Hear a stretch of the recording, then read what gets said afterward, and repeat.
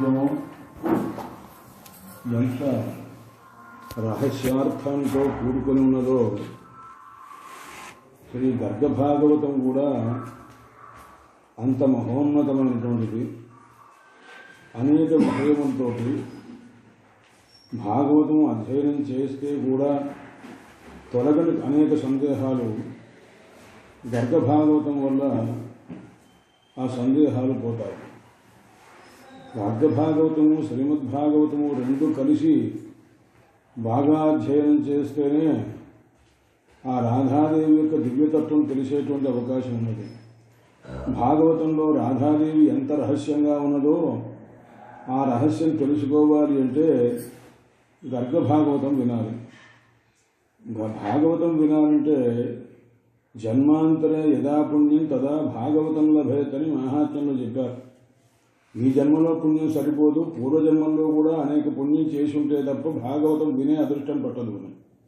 కానీ ఈ దివ్యమైనటువంటి గర్గభాగవతం వినాలి అని అంటే 100 జన్మల కనీస పుణ్యం ఉండాలి అని. అది కాకుండా ఆనందరామాయణం అని వాల్మీకి మహర్షి రాసినటువంటి శతకోటి ప్రవిస్తరమైన రామాయణాల్లో ఒక రామాయణం. ఆ రామాయణం వినాలి అంటే 7 జన్మల పుణ్యం ఉంటే కానీ ఆనందరామాయణం వినలేరు. జన్మాంతరంలో పుణ్యం ఉంటే కానీ శ్రీమద్భాగవతం వినలేరు. 100 జన్మల పుణ్యం కనీసం ఉంటే కానీ గర్గభాగవతం వినలేరు అని చెప్తారు. అయితే ఇది నవాహ దీక్షగా దివ్యమైనటువంటి గ్రంథాన్ని విని ఎవరైతే కృతార్థులయ్యారో ఆ కృతార్థులైన వారి విషయం చెప్పుకున్నాను నిన్న. ఎందుకంటే యాదవ వంశంలో చిట్ట చివరి రాజు పరీక్షణ్ మహారాజు సమకాలంలో ఉన్న రాజు వజ్రుడు అని ఉన్నారు. ఆ వజ్రుని కుమారుడు ప్రతిబాహునికి సంతానం లేకపోతే అప్పుడు మా శాండిల్య మహర్షిని ప్రార్థిస్తే శాండిల్య మహర్షి, నాయన నువ్వు ఇలా కాదు, నువ్వు అనేక దాన ధర్మాదులు చేసినా దానివల్ల నీకు సంతానం కలగలేదు. నేను చెప్పిన మాట విని ఎవరెవరు ఏదైతే కోరుకుంటారో ఆ కోరికలన్నీ తీర్చేటటువంటి సామర్థ్యం కలిగినటువంటి ఏకైక గ్రంథం గర్గ సంహిత. ఆ గర్గ సంహితను జాగ్రత్తగా శ్రద్ధగా విన్నట్లయితే రాధామాధవ సంహిత అని కూడా అంటారు, శ్రీకృష్ణ సంహిత అని కూడా అంటారు. గర్గ సంహితకి నీ పేరు. అందువల్ల ఆ రాధామాధవ సంహిత అనేటటువంటి గర్గ సంహితను, కృష్ణ సంహితను శ్రద్ధగా నువ్వు వినవలసింది. తద్వారా నీకు ఆ సంతాన ప్రతిబంధం తొలగిపోయి సత్సంతానం కలుగుతుంది నాయన అని ప్రతిబాహునకు, వజ్రుని యొక్క కుమారుడైన ప్రతిబాహునకు చెప్పారు. చెప్తే ప్రతిబాహుడు వెంటనే ఆ శాండిల్య మహర్షిని ప్రార్థించి, స్వామి నాకు మీరే ఆ దివ్యమైనటువంటి ఆ గర్గ సంహితను ఉపదేశం చేయవలసింది అని కోరితే ఆ కోరిన మీదట ఆయనకి ఆ గ్రంథాన్ని నవాహ దీక్షగా వినిపించారు. వినిపించిన తర్వాత ఆయనకి చక్కటి కుమారుడు కలిగాడు. ఆ కుమారునికి సుబాహుడు అని పేరు పెట్టుకున్నారు. పేరు పెట్టుకుంటే అతను ఆ సమస్తమైనటువంటి విద్యలయందు ఆరితేరి సమస్తమైనటువంటి రాజ్యాన్ని కూడా పరిపాలించినటువంటి స్థితి కలిగిన వాడు అయ్యాడు నాయన. కాబట్టి దివ్యమైనటువంటి గర్గ సంహిత ఒకటిని కాదు, ఎవరెవరికి ఏది కావాలంటే మోక్షం కావాలంటే మోక్షం ఇచ్చే సామర్థ్యము, క్షత్రియులైనటువంటి వాళ్ళకి ఇతర రాజ్యాలను జయించేటటువంటి సామర్థ్యము, అందరికీ ఒక్కొక్కరికి ఒక్కొక్క రకమైనటువంటి కోరికలను అనుసరించి ఎం కామైతే కామం తంతమ అనేన సాధయేతనే, ఎవరెవరు ఏ కోరికను కోరుకుంటున్నారో ఆ కోరిక తీరాలంటే ఈ శ్రీమద్ గర్గభాగవత శ్రవణం వలనే అది సాధించవచ్చు అని కూడా చెప్పారు. అది చెప్పిన తర్వాత ఆ దివ్యమైనటువంటి గ్రంథాన్ని ప్రారంభం చేసి ఒకానొక సందర్భంలో ఆ రాధాదేవి యొక్క దివ్యమైనటువంటి గోలోకం అనేటువంటి దాన్ని వర్ణించి ఆ గోలోకానికి సమస్తమైనటువంటి పరివారం అంతా కూడా, దేవతలంతా కూడా బయలుదేరి వెళ్ళారు. కారణం ఏమిటి అంటే భూదేవి దుష్టులైనటువంటి రాక్షసులైనటువంటి వారిని, రాక్షస రూపంగా లేకపోయినా రాక్షసులే మానవులుగా అవతరించి వారు ఇక్కడికి ఈ రకమైనటువంటి అనేక రకాలుగా బాధలు పెడుతూ అధర్మకృత్యముల చేత తనని బాధిస్తూ ఉంటే ఒకప్పుడు భూదేవి అన్నది, నాయన నేను ఎవరినైనా భరించగలను కానీ అసత్యసంధుడైన వాడిని మోసే శక్తి నాలో లేదు, దయచేసి ఆ భారాన్ని పోగొట్టే అనుగ్రహం చేయవలసిందని మహావిష్ణువుని ప్రార్థన చేసింది. అందువల్ల అలా అసత్యసంధులైనటువంటి వాళ్ళు అంటే అసత్యమునందే సంధ అంటే ప్రతిజ్ఞ, నేను అసత్యమునే పలుకుదును అని దీక్షతో ఉన్నటువంటి వాళ్ళు చాలామంది ఉన్నారు. అలాంటి వాడి యొక్క భారాన్ని మోయలేకపోతున్నానని చెప్పి అనేసరికి బ్రహ్మదేవుడు ఆమెను తీసుకుని వెళ్ళి పరమేశ్వరుడితో కలిసి మహావిష్ణువు దగ్గరికి వెళితే అందరూ కలిసి బయలుదేరి గోలోకానికి వెళ్ళారు. అంటే బ్రహ్మదేవుడు, పరమేశ్వరుడు, విష్ణుమూర్తి అందరూ కలిసి, విష్ణుమూర్తి వేరు, గోలోకవాసి అయిన కృష్ణ పరమాత్మ వేరు. గోలోకంలో ద్విభుజుడైనటువంటి అంటే 2 భుజములతో కూడుకున్న రాధా సమేతుడైనటువంటి కృష్ణ పరమాత్మ ఉంటారు. వైకుంఠంలో చతుర్భుజుడైన లక్ష్మీ సమేతుడైనటువంటి శ్రీ మహావిష్ణువు ఉంటారు. ఆ ముగ్గురు కలిసి అంటే త్రిమూర్తులు ముగ్గురు కలిసి సపరివారంగా బయలుదేరి ఇంద్రాది దేవతలతో కలిసినటువంటి వారై గోలోకానికి వెళ్ళారు. గోలోకానికి వెళితే ఒక్కొక్కడు పర్వతాకారమైనటువంటి దివ్యమైన కామధేనువులన్నీ ఉన్నవిట. అది ఎన్నున్నవి అంటే కోటిశః, కోట్ల కొలది ఉన్నవన్నమాట. అలాంటి దివ్యమైనటువంటి ప్రదేశానికి వెళ్ళి వారందరూ కూడాను పరమాత్మ కొరకు అంటే గోలోకవాసి కృష్ణ పరమాత్మ కోసం నిరీక్షిస్తూ ఉంటే అప్పుడు పరమాత్మ ఇంత లోపల చంద్రానన అని ఒక ఆమె వచ్చింది. అసలు ముందు ఒక మహానుభావుడు వచ్చాడు, మీరెవరు అని. నా తర్వాత చంద్రానన అని ఆమె వచ్చి, నాయన బ్రహ్మదేవుని చూసి వాళ్ళందరినీ చూసి మీరెవరు, ఎక్కడి నుంచి వచ్చారు అని అన్నారు. అనేసరికి అమ్మ నేను ఇలా సత్యలోకంలో ఉన్నటువంటి బ్రహ్మదేవుని నేను వచ్చానని చెప్పు అన్నారు. అంటే ఆవిడ ఒక మాట అన్నది, ఒక నవ్వు నవ్వి, నాయన నువ్వు ఏ బ్రహ్మాండంలోని బ్రహ్మదేవుడు అయ్యా నీవు అని అడిగిందనమాట. అంటే ఈ బ్రహ్మదేవుడికి ఒకే బ్రహ్మాండము, ఆ బ్రహ్మాండానికి అధిపతి నేనని తప్ప ఇంకో విషయం తెలియదు. అందుచేత నువ్వు ఏ బ్రహ్మాండము అనేసరికి ఆయన నమ్మేసరికి నేను ఆశ్చర్యపడ్డాడు. అప్పుడు ఆయన చెప్పాడు, నేను అసలు ఎలా వచ్చాను ఏమిటి అని. ఆ విషయం వచ్చి వామనమూర్తి యొక్క ఆ బలిచక్రవర్తిని ఎప్పుడైతే 3 అడుగులు నేరడిగాడో ఒక పాదం తీసుకుని ఆకాశం మీద ఊర్ధ్వలోకాల్లో పెడితే ఆయన తాలూకు పాదం తాలూకు అంగుష్టం బొటన వేలు వెళ్ళి దేనైతే భేదించిందో ఆ భేదించినటువంటి ప్రదేశంలో నుంచి వచ్చిన వాడిని నేను అని అన్నారంటే ముందు గంగ ప్రవహించింది, అందులోంచి బ్రహ్మదేవుడు వచ్చాడనమాట. అందువల్ల ఆ బ్రహ్మదేవుని నేను అంటే నా పుట్టుక అలా జరిగింది అని చెప్పడం కోసం ఆ మాట చెప్పారు. ఓహో అలాగా, అలా అయితే నేను చెప్పొస్తానని చెప్పి కృష్ణ పరమాత్మ దగ్గరికి వెళ్ళి చెప్పిందనమాట. చెప్పేసరికి నమో నేత్రాయ వేణు విద్యా వినోదినే రాధాధర సుధాపాన శానినే వనమాలినే అని మహానుభావుడు కృష్ణ పరమాత్మ రాధాసమేతుడై అప్పుడు వచ్చారు. వచ్చి రాగానే ఆయన ఎలా ఉన్నారు, ఆయన ఒక ఆయుధమా ఏమన్నానా ఏమీ లేదు. ఆ మహానుభావుడు వేణు విద్యా వినోదినే ఒక వేణువు పెట్టుకొని ఉన్నారన్నమాట. ఆయనకి ఆ శక్తి ఎక్కడి నుంచి వచ్చిందయ్యా అన్నాడు. ఆయన అధరంలో నుంచి వచ్చినటువంటి ఒక అక్షరమో లేకపోతే ఒక ధ్వనో అది అమృతం అయిపోతుంది. ఆ అమృతాన్ని ఆయన ఒక్కరే పుచ్చుకోరు. ఆయనకి హితుడైనటువంటి మహానుభావుడికి ఇస్తుంటారట. ఆయనకి హితుడైన వారు ఎవరయ్యా అన్నారు, వేణువు. ఆయన ఎవరయ్యా అన్నారు, సదాశివ అన్నాడు. వంశికాహి సదాశివ. ఆయన పుచ్చుకోకుండా ఆయనకిచ్చి ఆయనకి కూడా అమృతాన్ని పంచిచ్చి అది ఈ అధరంలో కృష్ణ పరమాత్మ అధరంలో అంత అమృతం ఎందుకుందయ్యా అన్నారు. రాధాధర సుధా అన్నాడు. రాధాదేవిని ముద్దు పెట్టుకోవడం చేత ఆమె అధరంలో ఉన్నటువంటి సుధ ఈయన గంటినటువంటి ఈ సుధామాధుర్యం అంతా కూడాను రహస్య రూపంగా పరమేశ్వరునికి చెప్పడం ఉపదేశం చేస్తే తద్వారా ఆయనకి లోకాన్ని మొత్తాన్ని ఆకర్షించే శక్తి వచ్చిందన్నమాట. అందుకని నమో నరణనేత్రాయ వేణు విద్యా వినోదనే రాధాధర సుధాపాన శాలినే వనమాలినే అన్నమాట. రాధాదేవి యొక్క అధరాన్ని పానం చేయడానికి ఒక శాల అంటే ఒక గృహం లాంటిది అనమాట. వనమాలి యొక్క స్వరూపం అనమాట.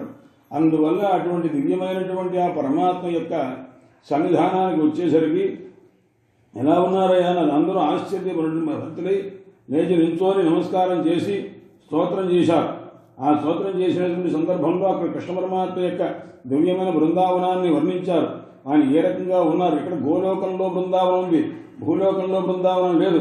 గోలోకంలోని బృందావనాన్ని కిందకి తీసుకొచ్చారు పరమాత్మ మనల్ని అనుగ్రహించగలిగినటువంటి రాధాదేవి కొరకు తీసుకొచ్చారు.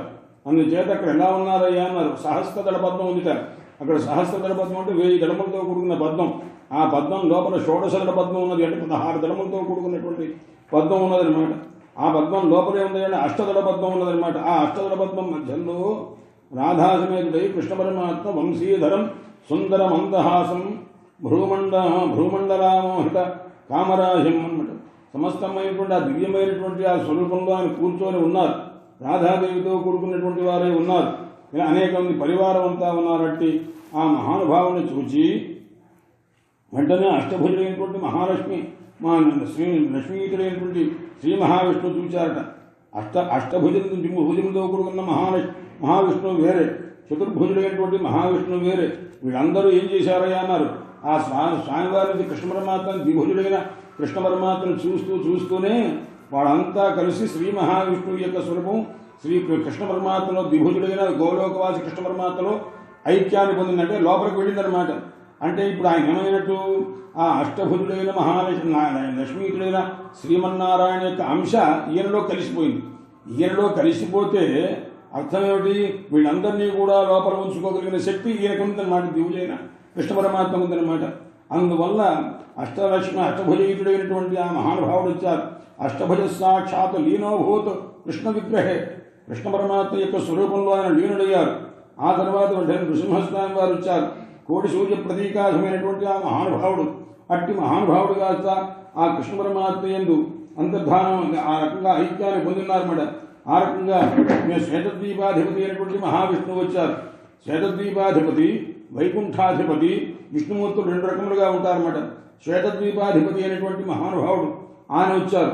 ఆయన వచ్చేసరికి ఆయన కూడా కృష్ణ పరమాత్మ శ్రీయుక్త స్వాయుధాక్ష పార్షదై పరిశ్రయుక్త సంప్రడైన ఆయన కూడా వచ్చి కృష్ణ పరమాత్మ యందు ద్విభుజుడైన గోలోకవాసి కృష్ణ పరమాత్మలో ఆయన లీనుడయ్యాడు.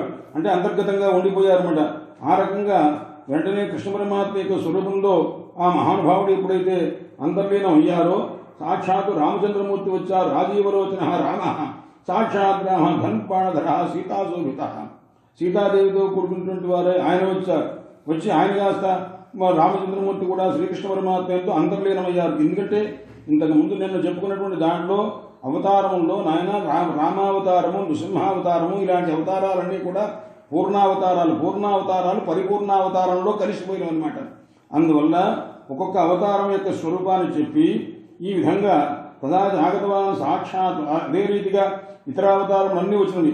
కృష్ణ విగ్రహంలో ఇవన్నీ కూడాను లీనమైపోతుంటే నరనారాయణుడు కానీ, చతుర్భుజుడైన మహావిష్ణువు కానీ, అష్టభుజుడైన మహావిష్ణువు కానీ మొదలైనటువంటి సమస్తమైనటువంటి దేవతలు ఆ అవతారములన్నీ కూడాను పరమాత్మ యందు ఎప్పుడైతే అన్నీ కలిసి లోపల అంతర్లీనమైనవో ఆ సమయంలో ఆ తేజస్సు ఎంత గొప్పగా ఉంటుందో ఒక్కసారి. అందుకోసమే చండీ సప్తశతి పారాయణ చేస్తున్నప్పుడు చేసేటప్పుడు తెలుస్తుంది. చండీ అమ్మవారు ఎలా అనుభవించారు అంటే సమస్త దేవతలు కలిసి తమ శక్తులన్నీ ఇచ్చి అమ్మవారిలో పెట్టారట. అప్పుడు అమ్మవారి యొక్క స్వరూపంలోకి వచ్చేసరికి వాళ్ళంతా వచ్చేసరికి ఆ శక్తులతో కూడుకున్నటువంటిది ఆ చండీ అమ్మవారు ఆ మహిషాసురుని వారిని సంహారం చేసినట్టుగా కథ చెప్తారు. అదే రీతిగా సమస్త దేవతావతారములన్నీ కలిసి సాక్షాత్తు గోలోకవాసి కృష్ణ పరమాత్మలో ఎప్పుడైతే లీనమైనవో అప్పుడు పరిపూర్ణతముడైనటువంటి సాక్షాత్తు కృష్ణ పరమాత్మ ఆ స్వరూపాన్ని చూచి ఆశ్చర్యపడ్డారు. దేవతలంతా కూడా స్తోత్రం చేయడం మొదలుపెట్టారు. కృష్ణాయ పూర్ణపురుషాయ పరాపరాయ అని, యజ్ఞేశాయ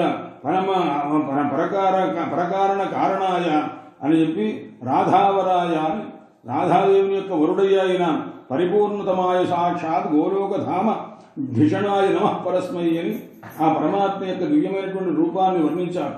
ఆ రాధికా హృదయమునకు సంతోషమును కలిగించేటటువంటి మహానుభావుడు ఆయన అని రకంగా స్తోత్రం చేసేసరికి కృష్ణ పరమాత్మ దగ్గరికి వచ్చి వారంతా కూడాను, అయ్యా మీరు ఈ భూలోకంలో చాలా భారంగా ఉంది, ఈ భారాన్ని పోగొట్టవలసింది అంటే నాయన అలాగే చేస్తాను అనేసరికి ఇంతలోపు పక్కన రాధాదేవి నడకుండా ఎప్పుడైతే ఈయన ఒప్పుకున్నారో, అయ్యా మీరు నా విడిపోతే మీరు వెళ్ళిన తర్వాత నేను ఇక్కడ ఉండలేను అని చెప్పి ఆ రాధాదేవి కొద్దిగా అసహనంగా అన్నదనమాట.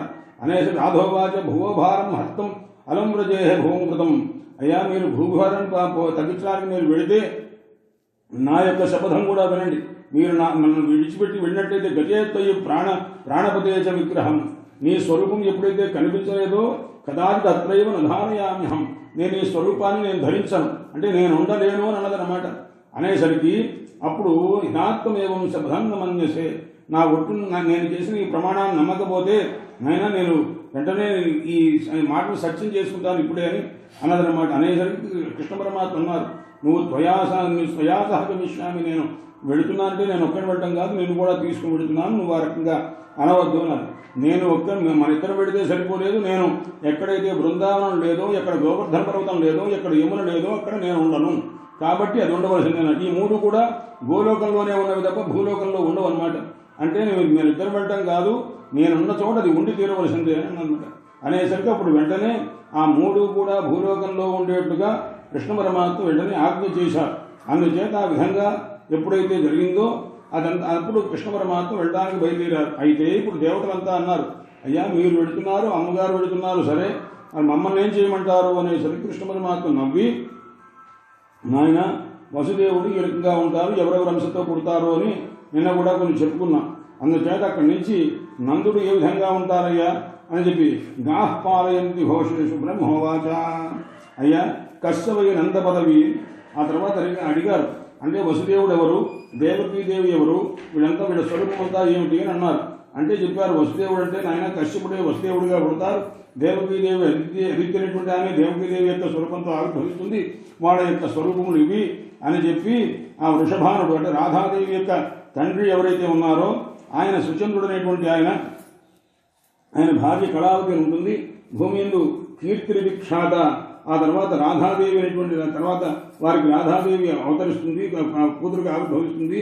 అందుచేత ఈ విధంగా జరుగుతుంది అని నిన్నటి కథలో సుమారుగా అది సంక్షేపంగా చెప్పడం జరిగింది. అయితే ఆ తర్వాత నుంచి చెప్తున్నారు భగవంతుడు, ఆయన ఈ నందుడు ఉపనందుడు అనేటువంటి వాడు వీళ్ళిద్దరు కూడాను ఆ వాళ్ళ యొక్క భవనంలో ముగ్గురు కుమారుడు అంటే నందోపనందుడు కలిగినటువంటి కుమారుడు చెప్తున్నారు. శ్రీరాముడు సుగురుడు అనేటువంటి వాడు ఇద్దరు పిల్లలు ఉన్నారు. ఆ ఇద్దరు కూడాను ఈ ఇద్దరికి కుమారుడుగా అవతరిస్తారు. తర్వాత స్తోకకృష్ణుడు అని ఉంటారు. ఆ స్తోకకృష్ణుడు అనేటువంటి ఆయన అంటే కృష్ణ పరమాత్మ కంటే కొద్దిగా నలుపు తక్కువ వాడు అనమాట. అలా స్తోకకృష్ణుడు అని ఒక అతను ఉంటాడు. ఆయన అర్జునుడు అనేటువంటి వాడు. వీళ్ళందరూ కూడాను నవనందుడు అని ఉంటారు. ఆ నవనందుని యొక్క ఇంట్లో కుమారుడుగా ఆవిర్భవిస్తారు. ఇలా దేవతలంతా కూడా అనమాట. విశాల విషభేద్ తేజస్వి దేవప్రస్థ వృధపాహ భవిష్యంతి సఖాయోమే వ్రజే వృషభానుషు అని. వృషభానుడని 6 ఉన్నారు. ఆ వృషభాను రాధాదేవి యొక్క తండ్రి పేరు వృషభానుడే. ఆ వృషభాను చంద్రాంశరు వృషభానుడు అని ఆయన వేరే. అందుకు సుచంద్రుడు అంటుంటారు ఆయన. ఆ సుచంద్రుడు అనేటువంటి వృషభానుడు వేరే. ఈ మిగతా 6 వృషభానుడు ఉంటారు, నవనందుడు ఉంటారు, ఉపనందుడు ఉంటాడు, నందుడు ఉంటాడు. ఈ పేర్లు ఒకే పేర్లు అనేక రకాలుగా వస్తూ ఉంటే బ్రహ్మదేవుడు అడిగాడు, అయ్యా అసలు ఈ నందుడంటే ఏమిటి, నందలక్షణం ఎవరికి ఉంటుంది, అలాగే ఈ ఉపనందుడంటే ఎవరు, నందుడంటే ఎవరు, 6 వృషభానుడు అంటున్నారు, వాళ్ళకు కూడా కొంతమంది దేవతల కుమారుడుగా పుడతారంటున్నారు. అసలు ఈ విషయం నందుడంటే ఎవరు, వృషభానుడు అంటే ఎవరు, వాళ్ళ లక్షణాలు ఏమిటో చెప్పవలసింది అని అడిగారు. అంటే అప్పుడు కృష్ణ పరమాత్మ చెప్తున్నారు, గాహ్ పాలయంతి ఘోషేషు, నాయన ఎవరైతే గోవులను నిరంతరము కూడాను గోష్ఠములలో గోకులంలో పోషిస్తూ ఉంటారో, గోవృత్తి కలిగిన వారే ఉంటారో వాళ్ళందరూ గోపాలురు అని అంటారు. అయితే వాళ్ళందరికీ కూడాను గవాంపతి గవాకోటి వీళ్ళందరూ గోపతులంతా ఎవరే అంటే అనేక గోవులను పరిపాలించే వారిని గోపాలుడని, ఆ గోవులకు అధిపతులైనటువంటి వారిని గోపతులని అంటుంటారు. అలా కాకుండా ఇక నందుడు అంటే ఎవరు అంటే 1,000,000 ఆవులు ఎవరి ఇంటి ముందు నిరంతరం ఉంటూ ఉంటావో అటువంటి ఆయన ఏమంటారయ్యా అంటే నందుడు అని అంటారు. అంటే గవాం 1,000,000 గృహేయస్య నందరాజస్సయేవహి అంటే ఇంటి ముంగిలి ఎందేమో 9 లక్షల ఆవులు ఉండాలట, ఆ కొద్దిగా అవతల వైపుగానేమో 1,000,000 ఆవులు ఉండాలట. అలా ఎవరి ఇంటి ముందు 1,000,000 ఆవులు ఉంటావో అటువంటి వాడిని నందరాజస్సయేవహి అంటే ఇప్పుడు కృష్ణ పరమాత్మ యొక్క తండ్రి అయినటువంటి నందుడు ఎవరైతే ఉన్నారో ఆ నందునకు ఇంటి ముందు 9 లక్షల ఆవులు ప్రధానంగా ఉంటూ కొద్దిగా ఆవలగా 1,000,000 ఆవులు ఉంటుంటాయి అనమాట. ఇది కాకుండా అసంఖ్యాకంగా గోవులు ఉంటాయి అనమాట. అలాంటి మహానుభావుడికి ఎవరి పేరు అంటే నందరాజు అని అంటారన్నమాట. అని కోట్యధ్వంచ గవామీశ్య అంటే 50 లక్షల ఆవులు ఎవరి ఇంటి ముందు ఉంటావో ఆయన వృషభానుడు అంటారన్నమాట. రాధాదేవి యొక్క తండ్రి ఉన్నాడే ఆయన యొక్క ఇంటి ముందు 50 లక్షల ఆవులు ఉన్నాయన్నమాట. అందుచేత వృషభాను వరస్తు సహా కాబట్టి ఏతావిషో వ్రజే గోతు సుచంద్రో ద్రోణయేవి ఇలా మహానందుడని నందరాజు అనిపించుకునేటువంటి వారు ఇంతమంది నందుల్లో ఎవరున్నారయ్యా అంటే సాక్షాత్తు ఈయనే ద్రోణుడు. అంటే పూర్వజన్మలో అష్టవసువుల్లో ఒక వసువైనటువంటి ద్రోణుడు, అలాగే ఆ మహానుభావుడు రాధాదేవి యొక్క తండ్రి అయినటువంటి ఆ సుచంద్రుడు అనబడేటటువంటి ఆయన వీరిద్దరూ మాత్రమే ఈయన వృషభానుడు అనిపించుకుంటారు. 50 లక్షల ఆవులు ఉండటం చేత ఈయన 1,000,000 ఆవులు ఇంటి ముందు ఉండటం చేత ఆయన నందుడు అని అనిపించుకుంటారు అని చెప్పి అన్నారు. లక్ష్యాఢ్యౌ గోపరాజు భవిష్యత్ వీడే గోవులను పరిపాలించే వాళ్ళలో శ్రేష్ఠుడైనటువంటి వాడు. అందుచేత శతచంద్రాణానాం సుందరీణాం సుభాసితాం గోపీనాం మద్వ్రజే రమ్యే తథా శతయూధో భవిష్యతి ఇది కాకుండా చెప్తున్నారు. ఈ తర్వాత ఇక్కడి నుంచి జాగ్రత్తగా వినవలసిన మాటలు ఏమిటంటే, ఆ తర్వాత 100 మంది చంద్రులతో సమానమైన కాంతి కలిగినటువంటి మహాతరులు అనేక మంది గోపికలు ఉంటారు. ఆ గోపికలందరికీ కూడాను యూధములు అంటే అంటే ఒక సముదాయం అంతా వాళ్ళకి దాసీలుగా ఉంటారట. అలాంటి ఆడవాళ్ళు చాలా మంది ఉన్నారయ్యా అన్నారట. అంటే ఒక్కొక్క స్త్రీకి ఒక యూధం ఉంది. ఆ యూధం అంటే ఎంత అన్నారు? 100 కోట్లు అనమాట. ఆ 100 కోట్ల గోపికలు అనుచరులుగా ఉన్నటువంటి వాళ్ళు ఒక 100 మంది పైన ఉన్నారన్నమాట. వాళ్ళు ప్రధానంగా వాళ్ళు ఎవరో వరుస చెప్తున్నారన్నమాట. ఈ మాట అనేసరికి ఈయనకి యూధ అనే శబ్దానికి అర్థం తెలియలే బ్రహ్మదేవుడికి. కృష్ణ పరమాత్మ చెప్పారు, గోలోకవాసి కృష్ణ పరమాత్మ, నాయన నేను అవతరించిన తర్వాత అనేక మంది శతచంద్ర మా గొప్ప సౌందర్యవతమైనటువంటి ఆ గోపికలంతా కూడాను ఉంటారు. వాళ్ళందరూ శతయూధులై ఉంటారు. అంటే 100 మంది 100 యూధములు కలిగినటువంటి వారే ఉంటారు నాయన. ఆ 100 మంది కూడా అని చెప్పి అన్నారు. హే దీనబంధో దేవదేవ జగహే దేవ జగత్కారణ కారణ యూధస్య లక్షణం సర్వం. అయితే నాకు అసలు యూధం అంటే ఏమిటి, దాని యొక్క లక్షణం ఏమిటి చెప్పవలసింది అని అడిగారు. అడిగేసరికి కృష్ణ పరమాత్మ బ్రహ్మదేవునికి చెప్తున్నారు. ఏమనంటే, నాయన అర్బుదం 10 కోటీనాం. ఆయన అర్బుదం అంటుంటారు అన్నమాట. అర్బుదము అంటే సంఖ్యల్లో పెద్ద సంఖ్య. అది ఏమిటయ్యా అంటే 10 కోట్లకు అర్బుదము అని పేరు. అందువల్ల దశార్బుదం ఎత్ర భవేత్ సోపి యూధ ప్రగచ్చతే. 10 అర్బుదములు ఎక్కడైతే ఉంటావో దాన్ని యూధము అని అంటారు అన్నమాట. అంటే అర్బుదం అంటే 10 కోట్లయితే, 10 అర్బుదములైతే 100 కోట్లయితే, 100 కోట్ల పరివారం కలిగినటువంటి దానికి యూధము అని పేరు అన్నమాట. అలాంటి యూధములు కలిగినటువంటి గోపికలు ఒక 100 మంది అధికంగా ఉంటారన్నమాట. అలా గోలోకవాసిన్య కాశ్చిద్వై ద్వారపాలికా అని అది కనీసం ఊహించడానికి కూడా అవకాశం ఉంటుందా? ఉండదు. అయితే ఇంతమంది ఆడవాళ్ళు ఉంటారా? ఈ ఆడవాళ్ళంతా ఎక్కడి నుంచినటువంటి వాళ్ళయ్యా? వీళ్ళంతా కృష్ణ పరమాత్మ అవతరించేసరికి ఈ గోపికలు వాళ్ళు యూధికలు అంటే యూధములు కలిగినటువంటి వాళ్ళు, అలాంటి వాళ్ళు ఉండాలి అంటే వీళ్ళంతా ఎక్కడి నుంచి వస్తారు? ఎక్కడి నుంచి వచ్చేటువంటి వాళ్ళై ఉండాలి? గోలోకంలో అంతమంది ఉన్నారా అన్నారు. అందరూ గోలోకంలో ఉండరు. గోలోకవాసిన్య కాశ్చిత్, కొంతమంది గోలోకంలో నుంచి వచ్చినటువంటి స్త్రీలు కొంతమంది ఉంటారు. కొంతమంది ద్వారపాలికా, కొంతమంది అంతా ద్వారంలో రక్షించేటటువంటి వాళ్ళై ఉంటారు. శృంగార ప్రకరాహ, కొంతమంది అలంకారం చేయడానికి వచ్చేటువంటి వాళ్ళు కొంతమంది ఉంటారు. కొంతమంది కూడా ఎలా ఉంటారు అన్నాడు అంటే అక్కడ మంచం దాన్ని అలంకరించడం కోసం కొంతమంది ఉంటారట.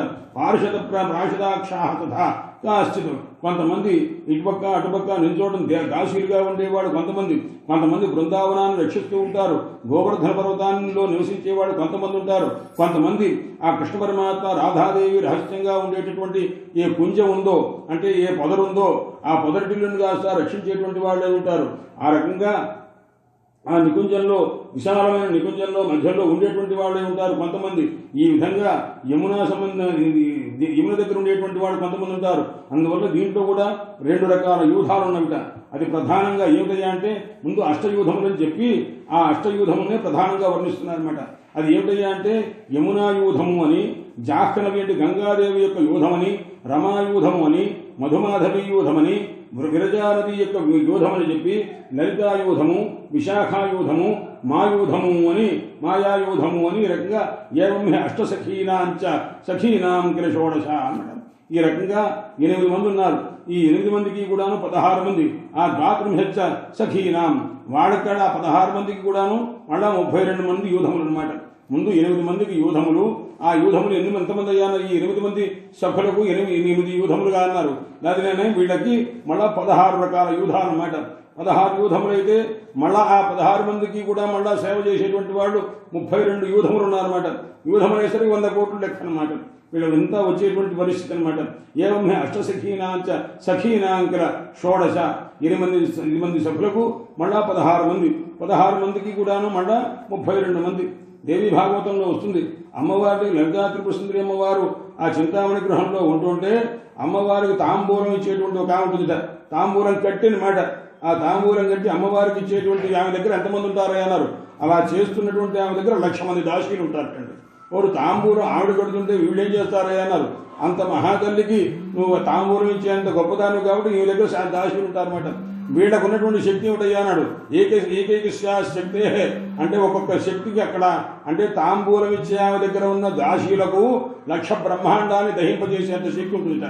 వాళ్ళ శక్తి అదనమాట. ఊహకు పెడుతుందా మనకు? లేదు. ఏదో చెప్పారు కాబట్టి ఆ పదాలకి తాత్పర్యం చెప్పుకోవడం కాలక్షేపం చేయడం అవుతుందన్నమాట. అంత శక్తి ఉన్నటువంటి వాళ్ళు అన్నమాట. బ్రహ్మాది దేవతలంతా కలిసి అమ్మవారి దగ్గరికి వెళ్ళాలంటే స్త్రీ రూపాన్ని పొందితే కానీ లోపలికి వెళ్ళడానికి అవకాశం లేదు. అలాంటి స్థితి కలిగినటువంటిది అనమాట. అందుచేత అదే విధంగా ఇక్కడ కూడా చెప్తున్నారు, ఈ 8 మంది యూధములు ఉంటవే, ఆ యూధములకు మళ్ళా 16 యూధములు, 16 యూధాలకు మళ్ళా 32 యూధములు, అంటే ఒకళ్ళకి రెట్టింపుగా సేవ చేసేవాళ్ళు ఉంటారన్నమాట. ఈ విధంగా అన్నారు. అనేసరికి అప్పుడు వీళ్ళందరూ ఎక్కడి వాళ్ళు, ఎక్కడి నుంచి వచ్చారు, ఇన్ని కోట్ల మంది, ఇన్ని వేల కోట్లు అవుతున్నారు కదా, వీళ్ళు ఎక్కడి నుంచి వచ్చారండి అన్నారు. ఇక ఆ వరుస చెప్తున్నాను వినవలసింది. శృతి రూపాహ, వేదములు ఎన్ని శాఖలున్నవో, ఎన్ని వేదములున్నవో, ఎన్ని వేదముల్లో ఎన్ని శాఖలున్నవో వాళ్ళందరూ కూడాను స్త్రీ రూపాన్ని ధరించి ఆ గోపికలుగా అవతరించారట. తపస్సు చేశారనమాట. తపస్సు చేయకుండా గోపికలుగా అంటే సామాన్యంగా యాదవకులంలో పుట్టడం అది పెద్ద విశేషమే ఉందయ్యా అని అనుకుంటారేమో. కాదు, వాడు ఎంతో వేదములన్నీ తపస్సు చేసినవన్నమాట.